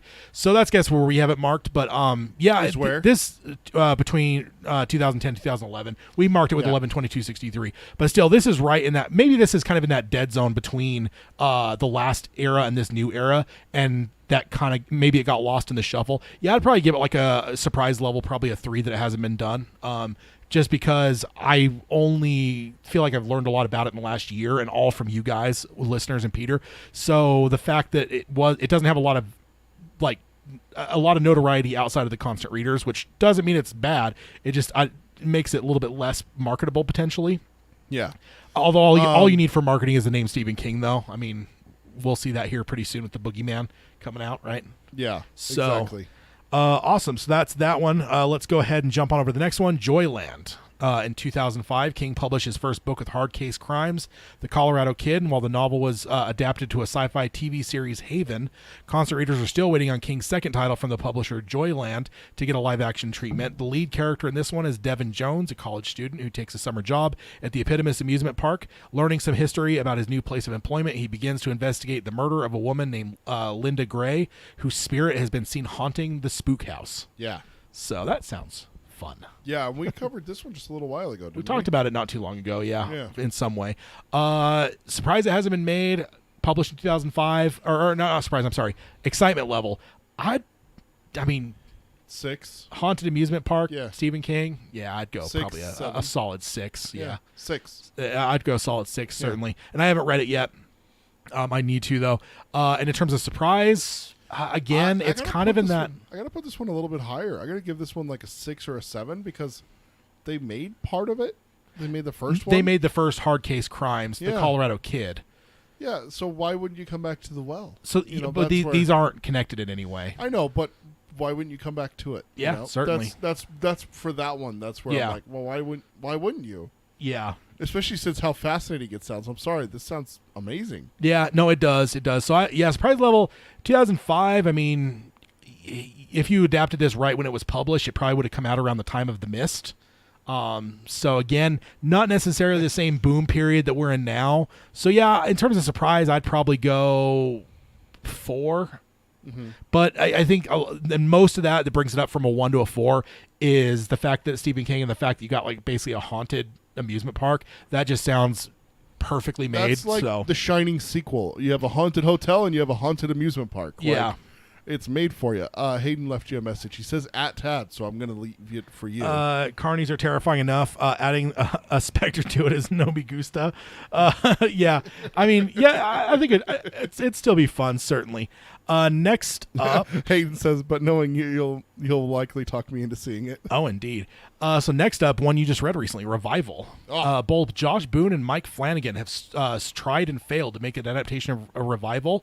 but hopefully one day the novel gets a live-action treatment it absolutely deserves. Published in 2013, it's one of King's darkest and scariest books, tracking the intersecting lives of a young boy who grows up to be a heroin addict, musician, and a minister who loses his faith following a tragic accident. And I know, of course, just by reputation, that the end is quite something. Oh, jeez. So, excitement. The fact that, let's just say it was actually going to get made. 8. Okay. And anyone in the chat too, I know I'm speeding up a little bit, but go ahead and pop your ratings in there as well. I'd say, yeah, I mean, excitement level, especially when Flanagan was on there, it was pretty damn high. I'd probably say 8 or so. Oh my god, this would be terrifying with Flanagan. Yeah, with Flanagan. I mean, let's see what degloving we'd see in that. Because let's face it, there would be a degloving. It's Mike Flanagan, for Christ's You sake. just had to do that because Hayden's here. And you reacted. I could always go and find a slide that I might still have in the slideshow here for you. No, stop it. Okay, what about surprise that hasn't been made? I give it a 6. I'm going to actually go low on this one. I'm going to go like a 2, strictly because what both Boone and Flanagan have run into is because the fact that this crosses over almost the course of their lives, this is going to be a massive budget movie. And I think that's why both of them walked away. They're just like, nobody's going to give us the money we need to make the movie we need to make. You could have with this. one actor play the priest where he's the preacher, where he's, aged up or de-aged depending on where you're at. And that gets expensive, though. But the kid is going to be a different actor. You'd have a kid. Yeah. You'd have Into an adulthood. Anakin Skywalker type situation. And then you just make him look older or younger depending on. Because basically it's like, if I remember right, it's 3 chunks. So there's when he's a kid, when he's out in high school, out of high school, 4 chunks, and an adult. So yeah, you're going to have to I think do this has to be a series. Yeah. Right? Like, it sounds like. And that's kind of what I got the impression, because I think I've read both interviews with both Boone and Flanagan after they walked away from it, and both of them have basically said that the breadth of it is just so big that, and the budget that would go along with it would be huge. It doesn't sound like it's necessarily the most contained story either. Like, there's maybe some special effects that would be involved. So there's a lot of special effects that would have to play into this, so it would cost a pretty penny. yeah. So yeah. I would say my surprise is not just because of all that detail I've gotten from both of those guys as they've walked away from the project. It doesn't surprise me. Yeah. If guys like that can't get it, Yeah. like, it's going to be tough. And honestly, I wonder if it's going to ever happen. But yeah, I don't think it would. So Carol says Revival's a 9 for me. Excitement, for excitement, and 5 for surprise. It hasn't been done yet. Agmorphy says 2. Hayden asked if it could be a 2-parter like it. From what you're saying, it sounds like it might need more than even 2 movies. To No, cover. you could fit it in 2 movies. Yeah. Would Yeah. it be better in 2 movies, or would it be better in like It a would be better multi-part series? If you're gonna make it, it would be better as a limited series. I agree with Agamorphy. I mean, if the Jaunt short story is going to turn into a series, let's go. Well, that one is going to be world building. There's not I much know, world I building know. to do in Revival. Yeah. This would actually fit really nicely as 2 movies. Yeah. It really would. I could see where you would cut it too, between the 2. Yeah. Because it would be compelling to come back and be like, oh, what's going to happen in the next one? Because that's something that Hollywood's kind of gotten away from, except for specific movie types, horror movies, superhero movies, where it's like, there is definitely going to be another one. A lot of people leave things open, hoping that they're going to get another one. But if you greenlight 2 movies at once, this would be a good one to do. Yeah. Carol says, I guess I'm taking money factor out. The ratings for me are just excitement and surprise. And I totally agree with what you're saying there. I guess That's fine. the surprise for me is just taken out a little bit just because of what they've said. Well, you're such a fan of Mike Flanagan, so listening to what he says is a big thing for you. Exactly. And that just, yeah. So the fact that it hasn't been made, like, honestly, the fact that both those fell apart shocked me, and it didn't make any sense until I read their things. I'm like, okay, I can kind of see why then. But I agree with, I see what you're saying, Carol, and I think that if I were to take that element out of it, I'd probably fall pretty much in line with where you guys are at on it. So let's go ahead and jump over to the next one. It's the Gwendy trilogy. Gwendy's Magic Feather isn't technically a Stephen King novel, with the credit solely going to author Richard Chizmar, but bookended by 2 King co-written novels with Chizmar. So I'm including the full trilogy here. We're introduced to Gwendy Peterson at age 12, a girl living in Castle Rock, Maine, who has given the enormous responsibility to take care of a button-covered covered in a box covered in buttons that has the capacity to not only destroy the entire continents, but potentially end existence. The series is entirely this series in its entirety chronicles how this experience changed her whole life. So, yeah, in terms of excitement, some of the stuff I've heard, it sounds really good. I haven't read it yet. I'd probably go like a 5. Yeah. Probably middle of the road for me. Yeah. Let's see. And then Agmorph says careful for spoilers here. Yeah, and that's all he says. I don't know if anybody else is going to mention anything, but yeah, I haven't read it yet. In terms of excitement level, I think for me it's kind of conditional because it sounds like there was some Dark Tower connections. I mean, the Dark Tower's on the cover of the third book, so it kind of turns into one of those things. Like, again, I haven't read it, so I don't know how crucial it all is. Yep. But if they're going to sterilize all Dark Tower stuff out of it, I think my excitement it'd probably be a 1, or maybe I'd give it a 2, just based on it does sound like an interesting story. Yeah. But if it were to keep Dark Tower connections, it'd probably cycle itself up to a 5 or a 6 for me. I'd give it a 7 or an 8. Yeah, I love Dark Tower connections. So yeah. Oh, hi, indeed. Alan. Alan, hello, welcome. So what we're doing, Alan, is we're doing this thing where it's Stephen King novels that haven't been adapted for movies or TV yet. Tad came up with this little game that we're doing where it's 10 on a scale of 1 to 10. How surprised you are that this hasn't been made? That's the second one. Oh, that's the second one. The first one is how excited would you be if it was coming? Yeah, as a movie or if it was coming, show. if it was being made, how excited would you be for it? 1 to 10? Yeah, 1. Like the first one that was on this list, because this is ones that haven't been adapted ever. The first one was Rage. I think all of us gave that a 1 because we don't really want that. And then surprised that it hasn't been made was also a 1. We're not at all surprised. So yeah. So next up we got Sleeping Beauties. This is the one that he did with Owen. It was reported by Entertainment Weekly in 2019 that a pilot was in development that would lead to a series based on Stephen and Owen's Sleeping Beauties. But for now, the 2017 novel remains on this list. The book begins with the world experiencing a gender-based pandemic, with women across the world cocooning themselves to fall into deep sleep and violently attacking anyone who tries to open them. Jeez. So, yeah, that I think honestly that just sounds so Kingian to me that in terms of excitement, I'd probably go like a 7. Yeah. That sounds. I'm right there with you. I'd give it a 6. That sounds great. Surprise hasn't been done. It came out in 2000, or it's been developed since 2019. The novel came out in 2017. Like that's right in the heart of the Golden Age of King. Mm-hmm. I'm kind of surprised. I'd say that's a 6 for me in terms of surprise level. That this hasn't been done, dude. The King writes a note on his receipt at Denny's, and that's getting fucking a green light for $100 million movie right now. So the fact that this has been published, it's been out there, and like it sounds like they've tried to develop, but nothing's come of it. Kind of surprised. That's King Eats at Denny's, Mike Flanagan 3-part series on Netflix. Yeah, and I signed the fuck up to watch it right away. I mean, if you have King and Flanagan in the same thing, I'm 100% on board. So what about you?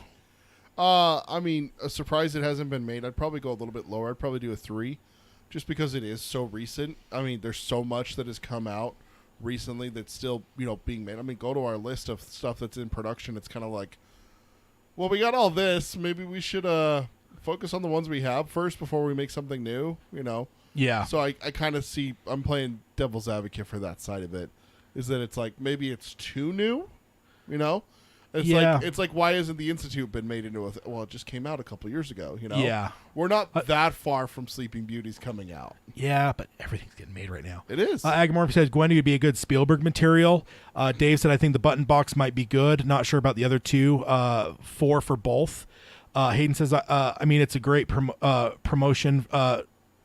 Promotion for consent, with the Sleeping Beauties, because if you try to mess with their cocoons, apparently, and I just want to see what does that look like. Is that like almost like bestial? Like they just not that they're beasts themselves, but like is it like a horrifically violent attack? Like they're feral almost. Yeah, like I hope so. Like just because that'd be great. Agamorph has agreed with Agamorphy, Gwendy, and Spielberg. I'd like Night Shift done in a series. I don't know why they haven't said, short stories for serialized as a one-shot series. Carol says, I heard the book wasn't very good. Any opinions on that? Anyone? I haven't read it. I haven't read Sleeping Beauties yet. I need to, though. I I don't know, actually. I can't think that I really know a whole lot on that one. So, unfortunately, I don't have that. I just added it to my wish list. So Agamorphy says Excitement 7 needs to be a series because it's got a ton of characters. And then Surprise Level 2. So, Okay. yeah, and I do remember hearing it. I remember when it was being promoted, and I remember it kind of sounded like a very wide thing. So, let's see. Alan says 2. Okay, next up we have Elevation, published in 2018. Elevation is the definition of short and sweet. The story is the most recent book by Stephen King has written, set in Castle Rock. And its protagonist finds himself dealing with an ever more freaky problem. While his appearance doesn't change, his measured weight continues to drop, and it doesn't matter if he has anything on his person. Scary as it is, it ends up leading him to create wonderful bonds in the community. So it almost sounds like kind of a thinner thing, except that he's not changing physically. yeah. That sounds bad shit, but like it's like if I heard that from any other author, I'd be like, that's stupid. But with Stephen King, I'm like, oh yeah, I could see that. Yeah. I can totally see that. Carol says, well, I'm off work for a month with the rotator cuff surgery, just getting done, so maybe I'll take a chance and read it. Agamorphy says it takes a long time for it to kick in, but it stays high intensity. So yeah, that's awesome. Kind of sounds like Under the Dome. Under the Dome, I feel like a lot happens up front, and then it slow burns the rest of the way until the very end. And then it explodes. Yeah. What do you think of Elevation? Excitement level, based on that, I mean, Castle Rock is always intriguing to me. Yeah. I'd go like a 4, though. That's exactly what I was thinking. Yeah, for me, in terms of excitement. I think I'd probably have to... I think this is kind of one of those ones that just the synopsis doesn't do a lot for me, but I think it's one of those ones I would read and see, like, because I think this really depends on the character. It's kind of like one of those, like, you could probably grab something like Stand By Me, and it doesn't sound all that great, because it's the characters, right? Yeah. So, kids are going to go see a body. Okay. Yeah. Like, is there That's one of those more? ones. That's what I've been saying like all this time when I'm talking about going into an executive and pitching the idea. Yeah. That's what I imagine. It's something like that. Yeah, it's going to be 4 kids going to see a dead body. Get the hell out of my office! Like, Get the hell out of here. Get out! What are you, high? Yeah. Well, No, sounds like he might this be. guy might be. Yeah, it sounds like he might be. Hey. Agamorphy says Elevation. This would be like an hour-long flick. It could be a dollar baby. There you go. And I think it could be definitely. I guess for us, I guess we're kind of in the imagination sphere that it would be like a full-on production, hopefully, because dollar babies sometimes we never see, so that's always sad. So in terms of surprise that it hasn't been made, 2. yeah. I haven't even heard of it, so It's kind of one of those ones, like, I think it's one of those interesting things about King, and I'm starting to see that as I'm going through to try to read everything, is it's starting to be these ones where you just realize that you always just skip over them. And then now as you start to read more and you start to look at the ones that aren't checked, you start to realize, like, oh shit, what is Elevation? And then you look, what is that? And you look into it and stuff. So yeah, it's definitely one. It sounds like when you said Blaze was on our list, I'm like, no, it's not. I've So- never seen it on so there. published 2018. So that we were doing the show when this was published. How did we not talk about it? It probably was before we started doing everything King, and we were just doing just Dark Tower stuff. It's still weird. So yeah, I don't know. So we got that. Agamorphy says it's very short. Hayden says sounds like a film that could be focus feature, maybe some kind of indie production feel. Yeah, and I think that's definitely one you probably bring on an indie person for. So now we're getting into the last 3, and these ones should be fairly obvious. The Institute.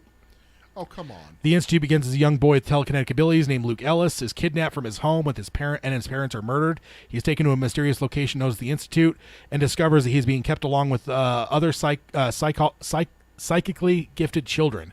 As experiments are performed on the kids to enhance their abilities, Luke tries to look for someone to looks for some way to escape. A limited series was announced as being in development from Mr. Mercedes producer David E. Kelly and Jack Bender, but that was way back in 2019 via Deadline. So we haven't heard anything up to, again, COVID though screws up timing on everything. God knows what's going on here. So we've read this. We've had a whole episode where we talked about this excitement level for this one. 8. I was about to say I'd probably go like an 8. I really enjoyed this one, this book.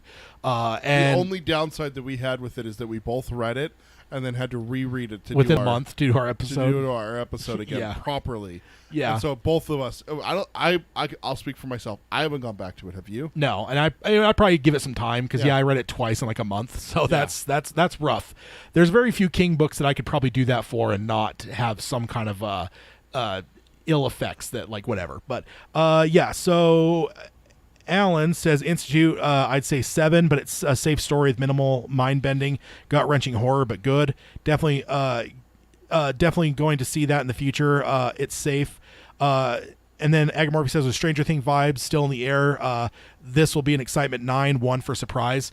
In terms of I'd say I think the surprise level for me is going to be low too, just because it hasn't been out that long. So I think it's 2 for simply because COVID and it's less than 4 years old. Yeah, exactly. So I think we're both about the same. High on the excitement, low on the surprise. Yep. Which makes total sense just with the time. And Agamorphy's right. The Stranger Things vibe, now that I look back on the Institute, it's like, oh shit, yeah, that was there the whole time, wasn't it? Yeah.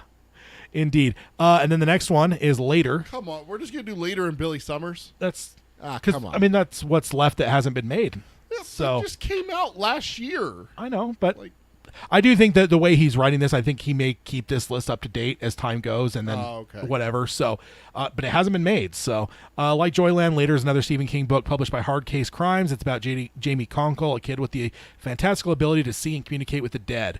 It's a gift with some benefits, such as when he's able to save his mother from financial ruin. But later in life, he sees it become a horror when his mother's ex-girlfriend attempts to exploit him. A TV series is in the works starring Lucy Liu, but we won't take Later off this until cameras are rolling, which is fair.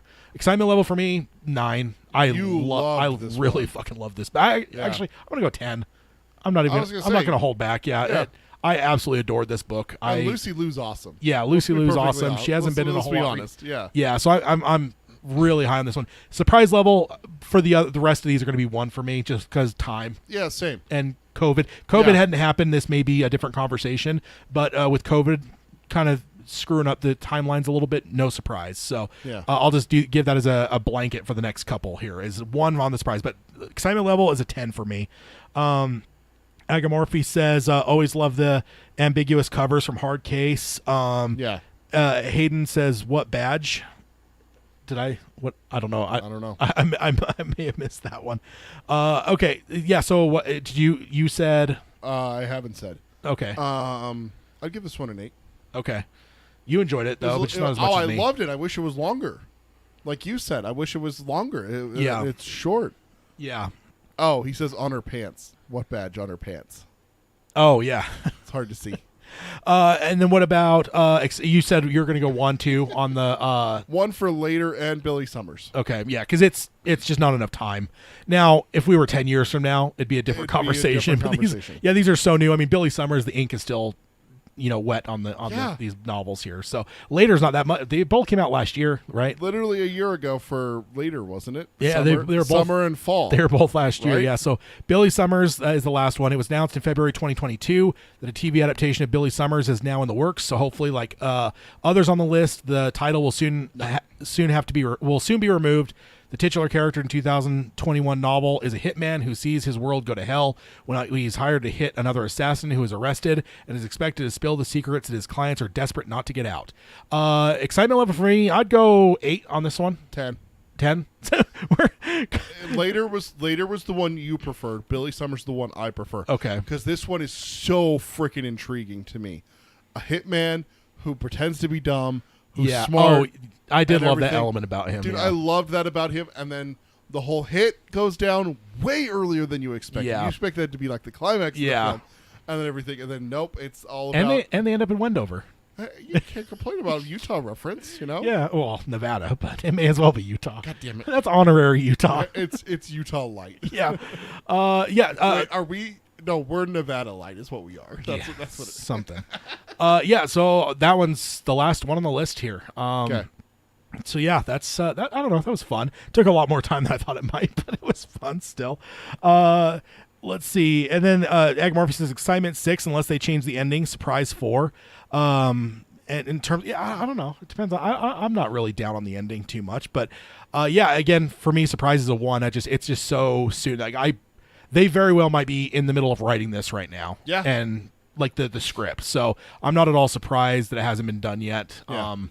I mean, let's all shame Steven Spielberg for buying The Talisman in 1984, and we still don't have anything for it. Shame Stephen King or Steven Spielberg.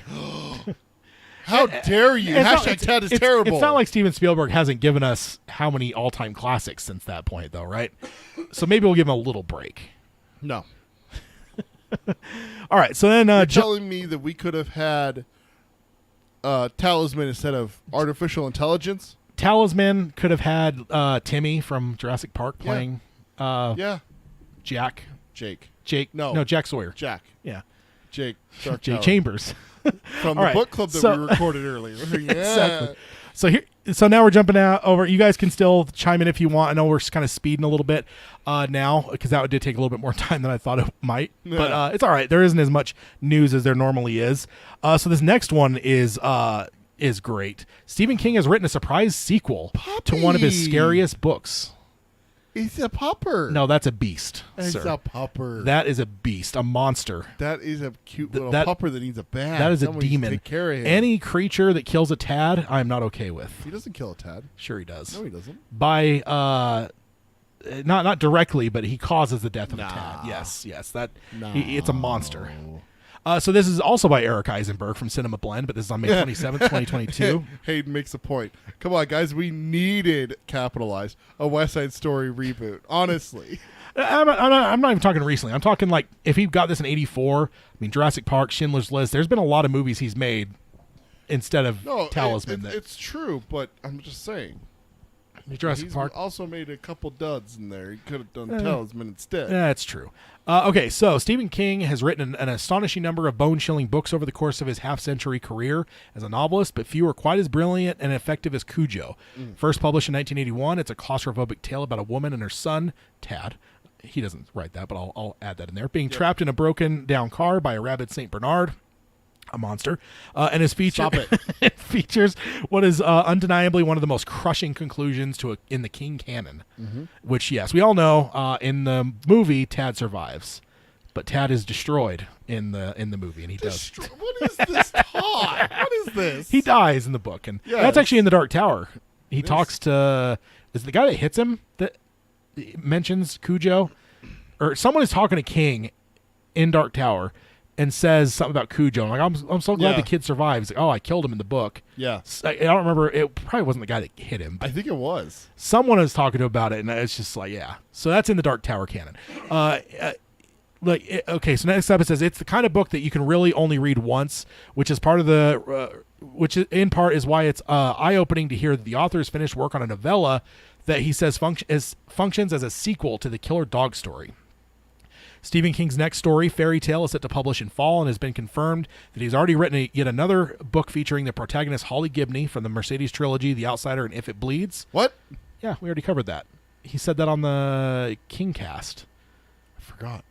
It's titled Holly Gibney, or Dude, Holly, what, I think. What was that, like a month ago when we covered that? Come How on, do you, man. How do you forget Holly? Hashtag Peter is terrible. How can you forget Holly Gibney, sir? A whole book for her. I'm sorry.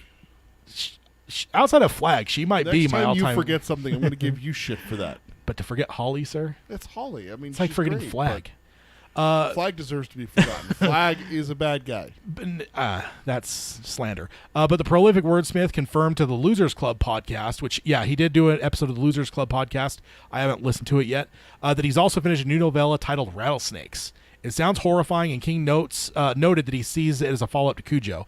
And he said, and here's the quote here from King. He says, I just wrote a long story called Rattlesnake, and it involves, at one part, twins who are only 4 years old falling into a rattlesnake pit. Oh, God. And the rattlesnakes get them.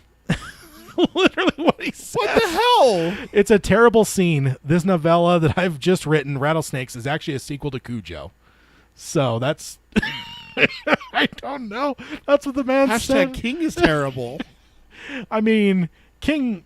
Yeah, children Holy shit. don't fare well Stephen sometimes. King needs to stop with the children. Oh, my God. And it says, from his statement, it's unclear how Rattlesnake connects to Cujo, but perhaps that will...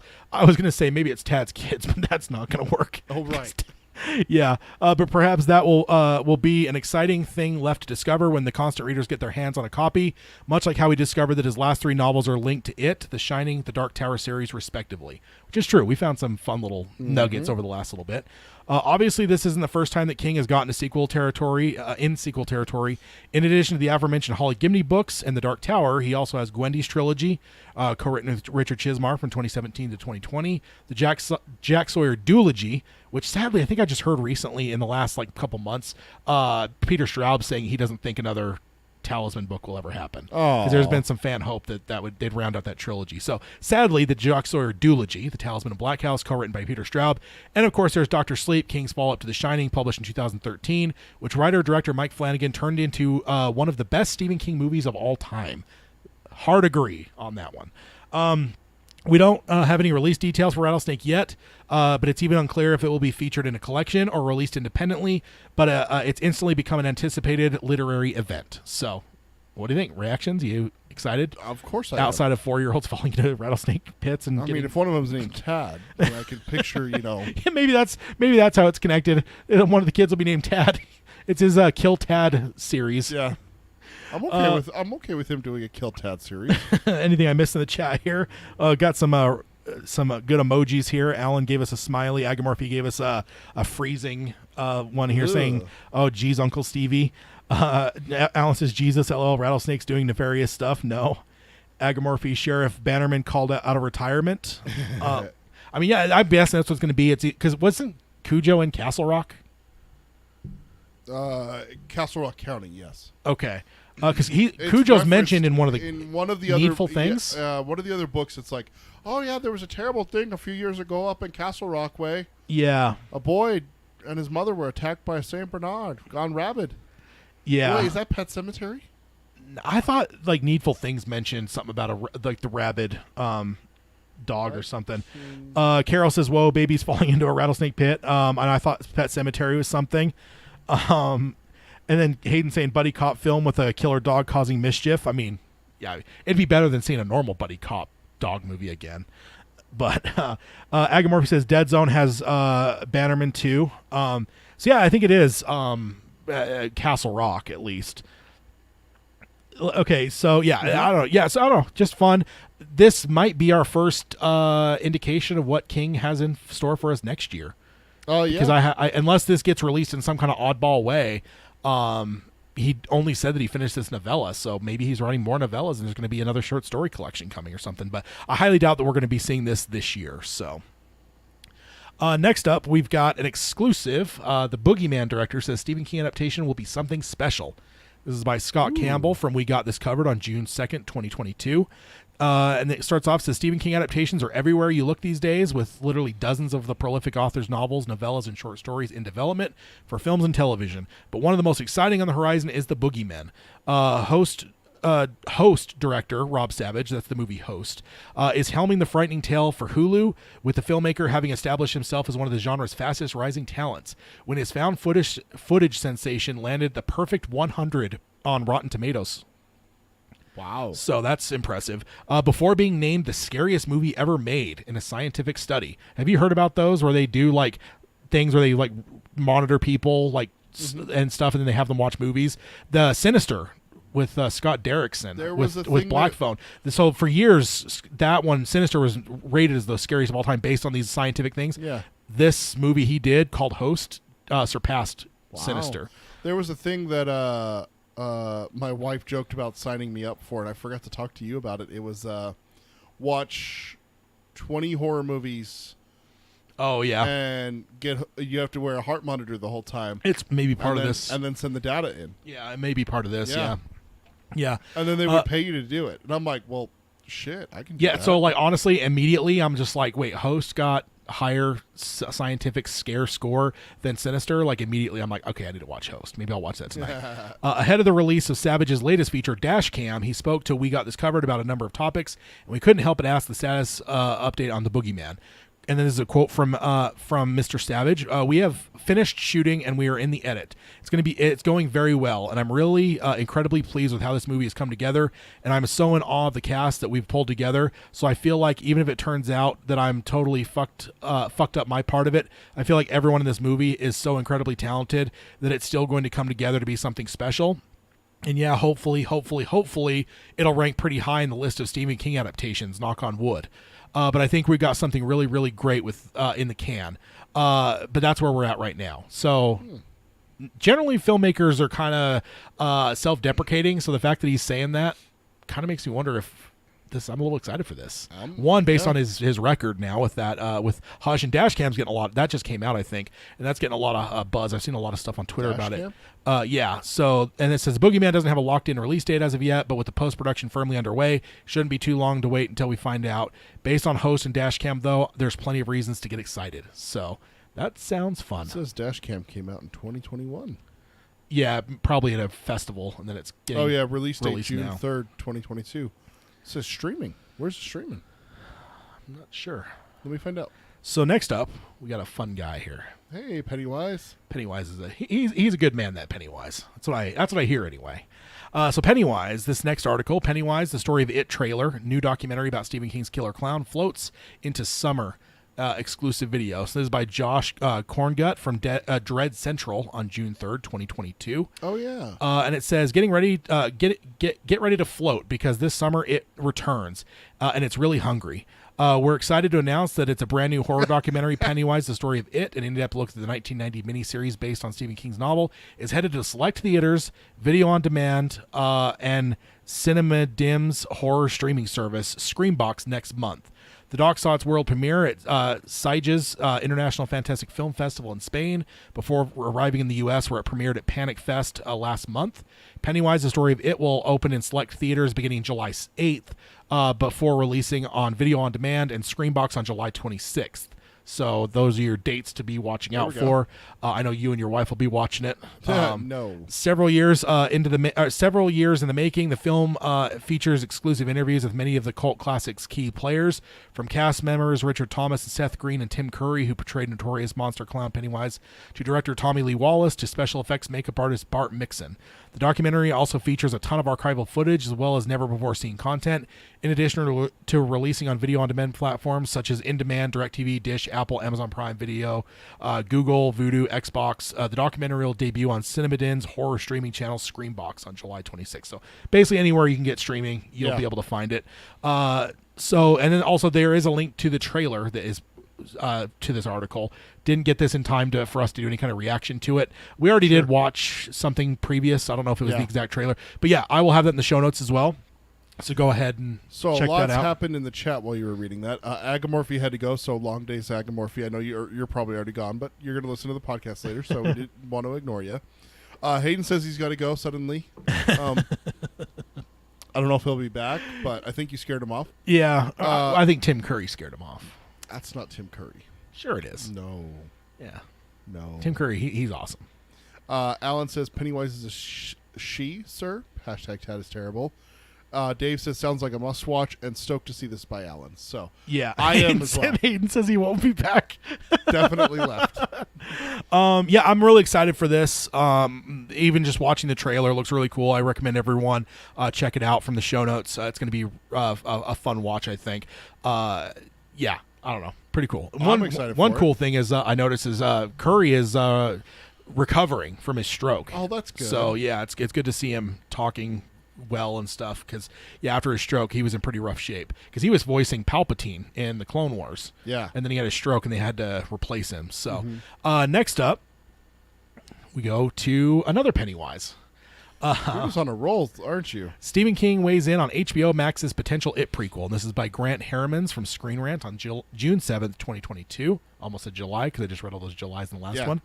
But it says, consider one of King's most iconic novels. It has been adapted for the screen multiple times, beginning with Tim Curry starred miniseries, which, despite mixed reviews from critics, has gone on to enjoy cult following, and it's since its 1990 premiere. The novel found much better appreciation the second time around with Andy Muschietti helmed It movie, which was split into two parts covering both halves of the novel. The first film scored rave reviews from critics and audiences alike, and was a box office smash, grossing over $700 million against an estimated $40 million budget. though It Chapter 2 met with a more mixed reviews and grossed only $473 million against a larger $79 million production budget. So, as normal with horror, it gets a little bit of a bigger budget, but didn't make as much. Hayden just wants to let you know that he's still gone. In recent appearances on Bloody Disgusting's Losers Club podcast, Stephen King shared his thoughts on the future of the It franchise. So another, and I don't remember I've said this before, but a behind the scenes thing. Whenever I'm doing my show prep, if there's ever a quote, I usually put them in italics, whatever. But when it's a King quote, I put it in red. Because fitting. It's Stephen Fitting. King, for God's sake. Like his shit needs to be in red. So here it needs to be like it's written in blood. Yeah. Yep, okay. Well, it's like the Bible too. They put Jesus' words in red, so I figure King should be. Do they really? Yeah. I never had that in any of my Bibles. Yeah. Oh. Yeah, it's a fairly normal thing, I think. All right, so Stephen King says... I've opened a Bible for 10 years, so... Stephen King says, I think that when I die, I will kind of disappear from the paperback racks, which, no, you won't, King. No. But that fucking clown is going to live forever. Which, yes, King, you're right there. Well, I don't have a relationship to Pennywise now because I have no intentions of going back to it. Because there has been some speculation with some sequels happening that maybe Pennywise or Derry would return in King's literature, but sounds like he just closed the door on that. Closest he's ever come is 11/22/63. Hasn't seen it. Yeah, but I mean, since then though, we've had like Dr. Sleep, Mr. Mercedes has been a trilogy. You've got Cujo getting a follow up. Like so there's been some speculation and some whatever that we might see Derry again, but it sounds like not. He says, it's in the hands of people who are doing this. Andy and Barbara Muschietti are going to do Welcome to Derry. They're talking about it anyway, and they've got a sort of handshake deal, I think, with HBO Max. It's an interesting possibility to do that. They've talked about a prequel, which struck me as an okay idea. I'd love to see what Pennywise was up to 27 years before the 1950s, or I guess it would be the 1980s because they updated the setting. So it would be set, before World War II or something. It'll be interesting to see what happens with that. So it says news on the It prequel series at HBO Max broke earlier this year with Andy Muschietti set to direct the pilot, and executive produce while Wonder Woman's Jason Fuchs would pen all the episodes for the show. The series entitled Welcome to Derry is expected to take place in the 1960s, falling in line with the 27-year hibernation cycle, which will reportedly explore the evil entity's origin story. The months since have seen no word on the show's development, with King's comments interestingly indicating the It prequel may not actually be set in stone as the deal between Muschietti and HBO Max but rather one that's still being discussed by both parties, because he did say it was a handshake deal. So pen to paper. Yeah, that makes it a little bit less solid. Yeah. King's reaction to the It prequel series at HBO Max falls in line with that of many fans of the novel and Muschietti's films. While the Flash director infused a better sense of terror in his adaptations, the idea of explicitly explaining Pennywise's origins does risk ruining some of the terrifying mystery of its being, especially after the heavy exposition drop seen in It Chapter 2, making the show feel like nothing more than an okay idea in the eyes of many. As audiences await further word on the potential series, they can revisit the first two It movies streaming on HBO Max now. So go ahead and go home and watch It, would you? I have a story for you, and you're going to get a kick out of this because you're evil. And real quick, Carol says, nice, Stephen King is the equivalent to Jesus when he speaks. Oh, yeah. I mean, on this show, absolutely. Of 100%. Course. So the talk has continued with my daughter about watching a horror movie. She wants to watch It? She wants to watch It. Only, not really. She keeps saying that because she likes messing with my wife. It's like she's my daughter or something. I love it. I know, right? I love that. That's great. Yeah, it's been an ongoing joke for a couple of weeks now that she's like, let's watch it, because it came up on. Now, would your wife watch it if your daughter was watching it? No. No? No. Would she just leave? She's go for a 2-hour drive. She has absolutely told me that if I turn on It, she will leave the room, if not the apartment. So, yeah, no. Oh. It is full on a hard no. So that's unfortunate. Well, if I ever win the lottery, she'll watch it. I don't think so, dude. Yeah, at one point she said there was a price. I don't think there is, dude. She acts like there's not, but yeah, I knew you'd get a kick out of that, and that's the perfect time to bring it up. So here's the last little bit before you get in the odds and ends. Firestarter alternate ending to appear exclusive digital and DVD release.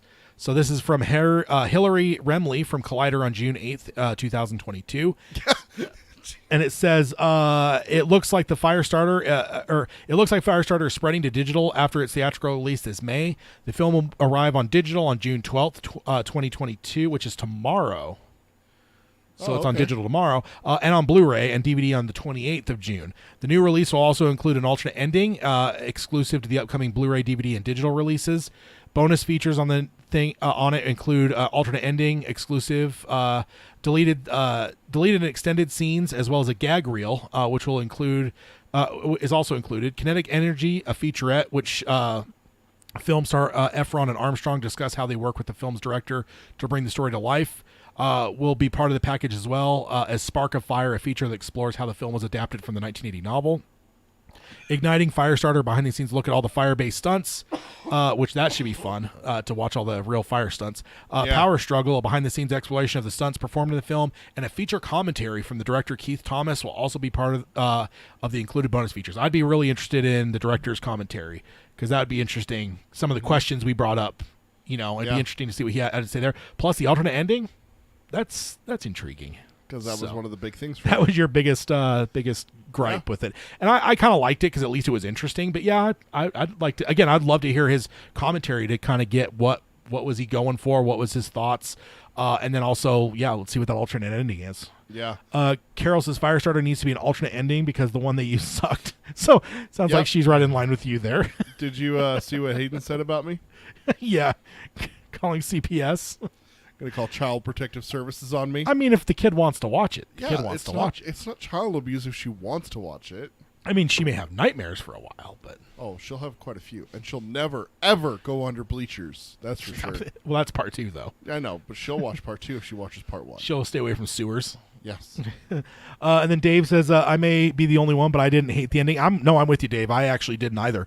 I thought it was intriguing, if nothing else. I thought it was an interesting choice. And I would like to, I'd love to see more from it. So, I don't know. That'd be fun.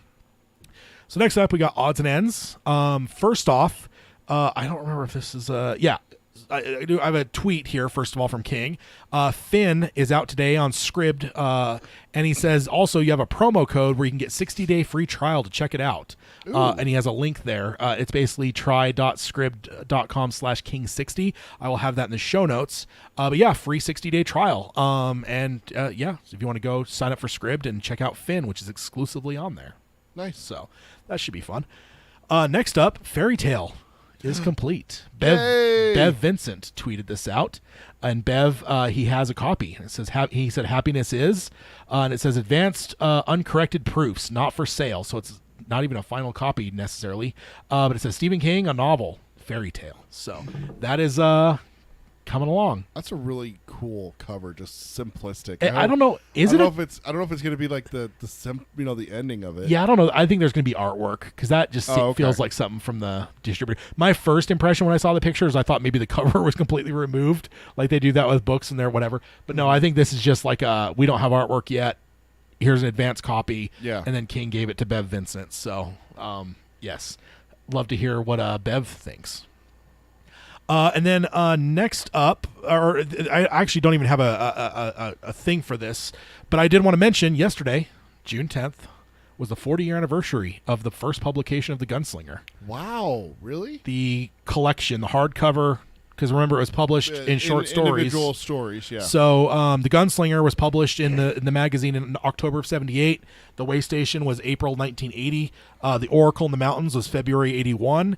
The Slow Mutants was July 81, and then The Gunslinger and the Dark Man was November 81, and then June 10th, 1982 is when the full thing was put in the hardcover. Although very few were actually made, that's why it's one of the most expensive Stephen King collections is a first edition hardcover. Very few of them were printed. Then it was much later when I think was it Salem's Lot or The Shining came out, and people saw The Gunslinger listed and they freaked out, and then wait a minute. Then they did a full publication of soft paperbacks. So yesterday was the 40th anniversary of the complete Gunslinger. That's really cool. So, in 1982. So that's a lot of fun. Next up, we have an Uncle Stevie Recommends. This was a fun one. He tweeted and says the new season of Stranger Things is really cool, good or better than previous 3. And he says there's even a Carrie riff. And he says, is it the whole season or is it another one of those broke into 2 parts? And he says, in my humble opinion, that it's kind of lame. And then my favorite part I had to grit is the Stranger Things writers team has a Twitter account, and they responded and said, sorry, Uncle Stevie, 8 and 9 aren't done yet, but we're working as fast as we can. Glad you're enjoying it, and glad you picked up on our subtle Carrie riff. And they gave a little tongue out emoji. One thing I'm going to... Hayden had to say, you guys are great. I loved watching this and seeing everyone in the chat. I got to run, but looking forward to seeing more of these live roundtables. Got to go. Take care. All right. See you, Hayden. Yeah. One thing I got to say, though, Stephen King, as a man that took 30 years to write the Dark Tower series, he has no room to talk. You don't have any fucking room to throw stones. These guys are taking a couple months to finish these 2 episodes, and one of them's 2.5 hours long, for God's sake. Yeah. You took 30 years to write the Dark, and 7 years to follow up the Blaine cliffhanger. The Wastelands. Yeah, the Wasteland. A 7-year gap. So, King, just be careful there. Calm down. Let's calm down. Be careful. We love you, Stevie, but calm down. If there's anyone that can't cast stones, well, first it's George R.R. Martin, then second it's you. Yes. At least he does finish it. I mean, almost that van, close. Put things a little in a little doubt there, but okay. So next up, we're gonna have the Palaver section. Well, I've got a couple things. Go ahead and change the cameras here. We're a little bit bigger. Okay, so I've got 2 discussion questions, and then I've got an open challenge to throw out. First discussion question, and I know your knee-jerk reaction on this is going to be no. Okay. But just consider the It films with Muschietti, and then you've got Stranger Things of the Duffer Brothers that were turned down to do It. Where do those compare? The Muschietti films, if you can try to remove because it was so iconic because of King's work and Tim Curry's work earlier. So if you just look down at the Muschietti thing versus Stranger Things, because my God, man, when you look at how things have been looking the last couple weeks with Stranger Things, it's fucking huge, man. Mm-hmm. And I guess I'm kind of glad they didn't get It, because Stranger Things is a great creation. But it made me wonder as I was watching last weekend or so, whenever it came out that I was watching that, it was like, how does Stranger Things compare to like Muschietti's movies when it comes to like cultural impact? Again, not cultural impact. Not, is all I'm but looking at.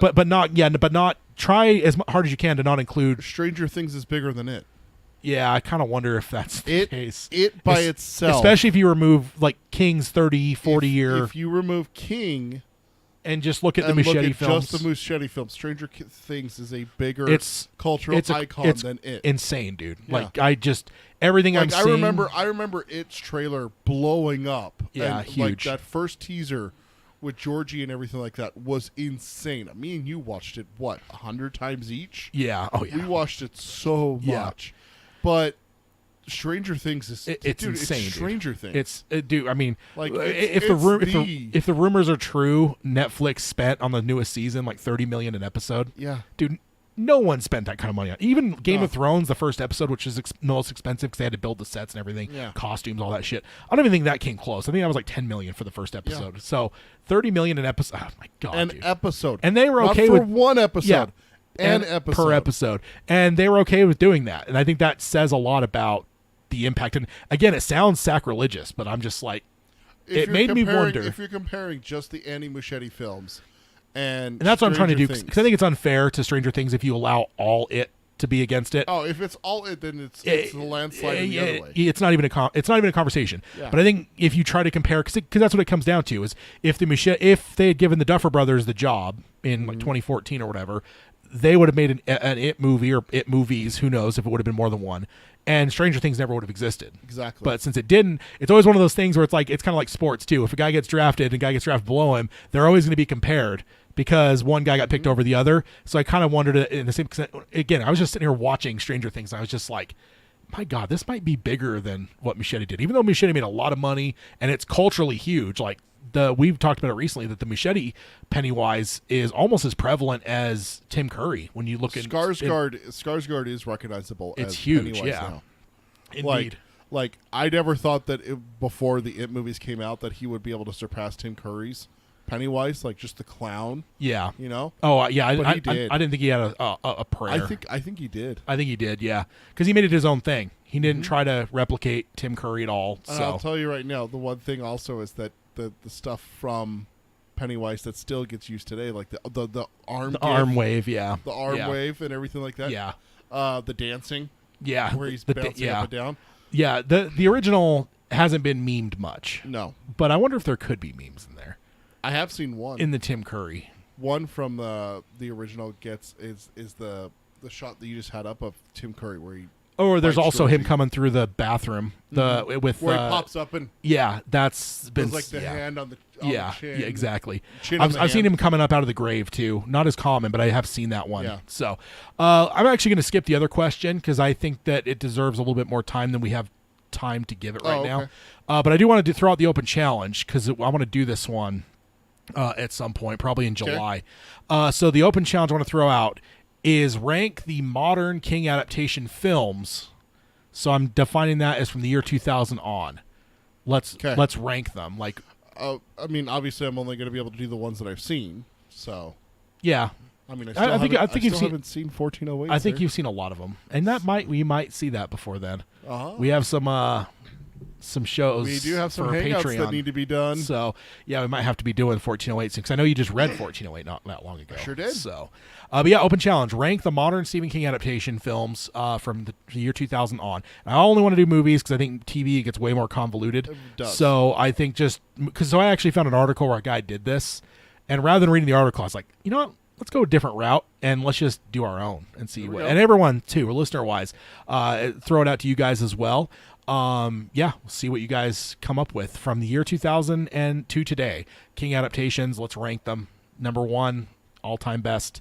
The last one, not your favorite. So, but that is it. There wasn't as much to cover. We've actually been looking at potential things for I don't know, I guess structure of the show a little bit, potentially even looking at doing every other rather than 2 roundtables per book club, just because news hasn't been as much, and there's still obviously plenty of conversations and stuff to always be had. I'm not worried about roundtables by any means, but I just don't know if it's as justified to have 2 for 1 ratio. I think 1 to 1 may be something coming down the road. So, and if something else comes out, a new book or a new movie or series or anything like that, we can always go back to the 2 to 1. Yeah. Oh, absolutely. Yeah, absolutely. Yeah. Like if Dark Tower Mike Flanagan series was to be signed by HBO, for instance. I don't trust Netflix anymore, man. They've been canceling shit way too much. I don't trust them at all. HBO. Yeah, HBO. But yeah, that's it for this episode. Thank you guys all that have joined us in the chat. Let's go ahead and hit the outro stuff. If you want to subscribe to us, you can do that on any podcasting service. You can stream us on Spotify or Stitcher. You can find the show notes at darktowerpalaver.com. You can become a patron over at patreon.com/darktowerpalaver. It's always fun to send emojis to Peter throughout the week. It's always a fun thing there. So I'm going to ban emojis in that chat. that's impossible, sir. It is. It's impossible, even for a computer. Yeah. So, and then if you want to contact us, Peter can let you know how to do that. Best way to reach us is through email. It's darktowerpalaver@gmail.com. And then we stream all our shows here live on YouTube. It's youtube.com/darktowerpalaver. Make sure to like, subscribe, ring the bell to get notifications because we do have exclusive YouTube content that comes out. And then our social media is facebook.com/darktowerpalaver. And then our Twitter is @darktowerpod. That's @darktowerpod. Our Instagram is darktowerpalaver, all one word. And then tpublic.com/users/darktowerpalaver for our merchandise. Indeed. And then on the YouTube side, you guys, we will be back with you guys on the 2nd of July, and then we'll be back on the 16th and the 30th. 3 episodes in July. On the podcast side, we will see you guys in a week because you will see the book club that we just recorded before this episode will be dropping on the 19th, which is a week from when you're seeing this, because this will be dropping on the 12th for you. I guess I If should you're in have the said it. podcast I feed. guess we should have said it in the book club. I forgot that it was coming out second. Happy Father's Day to all the fathers on the 19th. Is that Yeah. Father's Day? Oh. On the 19th, it's Father's Day. I guess I haven't seen a lot of Father's Day ads and stuff. Yes. So there is that. So well, so we'll sign off with you YouTube guys. We'll see you guys in July, on July 2nd. I can't wait for a 3 episode month. That'll be a lot of fun. It'll be fun. So, and I'll have another discussion question that I skipped here that we'll have for one of those episodes. Also, one last thing. We want to throw this out. Hopefully there's still people listening at this point. Emails. We're out. Oh yeah, it's true. We are out. We're If you out. want to do an email, it'd be a perfect time to get one That's in. why you didn't hear So. an email jingle. It's not because we hate it. It's just because Oi. it's. I thought you were playing it. I saw No. you push the button. I thought you were I playing was it. pushing that button. Oh, that button. But yeah, that's the reason you didn't hear the jingle is because we don't have any. Yeah, no emails right So. now. So, we will sign off as we always do, though, by saying long days and pleasant nights. Long days and pleasant nights, folks. All right, everyone on the YouTube side, thank you guys for joining us. You guys are awesome. It's always a lot of fun to have you guys chat along, and I had a lot of fun with you guys engaging with that. Oh, it was so much fun. With that ranking. I think It's so much fun. that was a lot of fun. Also, pleasant surprise to see Hayden. Yeah, I don't know if Hayden's joined us before, so. Good guy Hayden. I think he's kind of been a character in the background of the show Yeah. for a while. He's designed our logo and stuff, and he's been on a couple of Palaver with Tads. Yeah, indeed. So, so it's always fun. But yeah, you guys are awesome. Thank you guys for being part of the conversation. Yeah. Carol, Dave, Hayden, Alan, Agamorphy. Am I missing anyone? I'm like scrolling up. There's a lot more conversation than some episodes too. So, I don't think I missed anyone. Yeah, Carol, Dave. Agamorph, yeah, awesome. You guys are all awesome. Thank you guys all for joining us. And yeah, Alan, glad you caught us as well. Always good to have you as part of the conversation. But yeah, we'll be back on July 2nd, and we will be here for a roundtable on the 2nd and 16th, and a book club on the 30th. Yep. So we'll sign off. See you guys. Bye, everyone.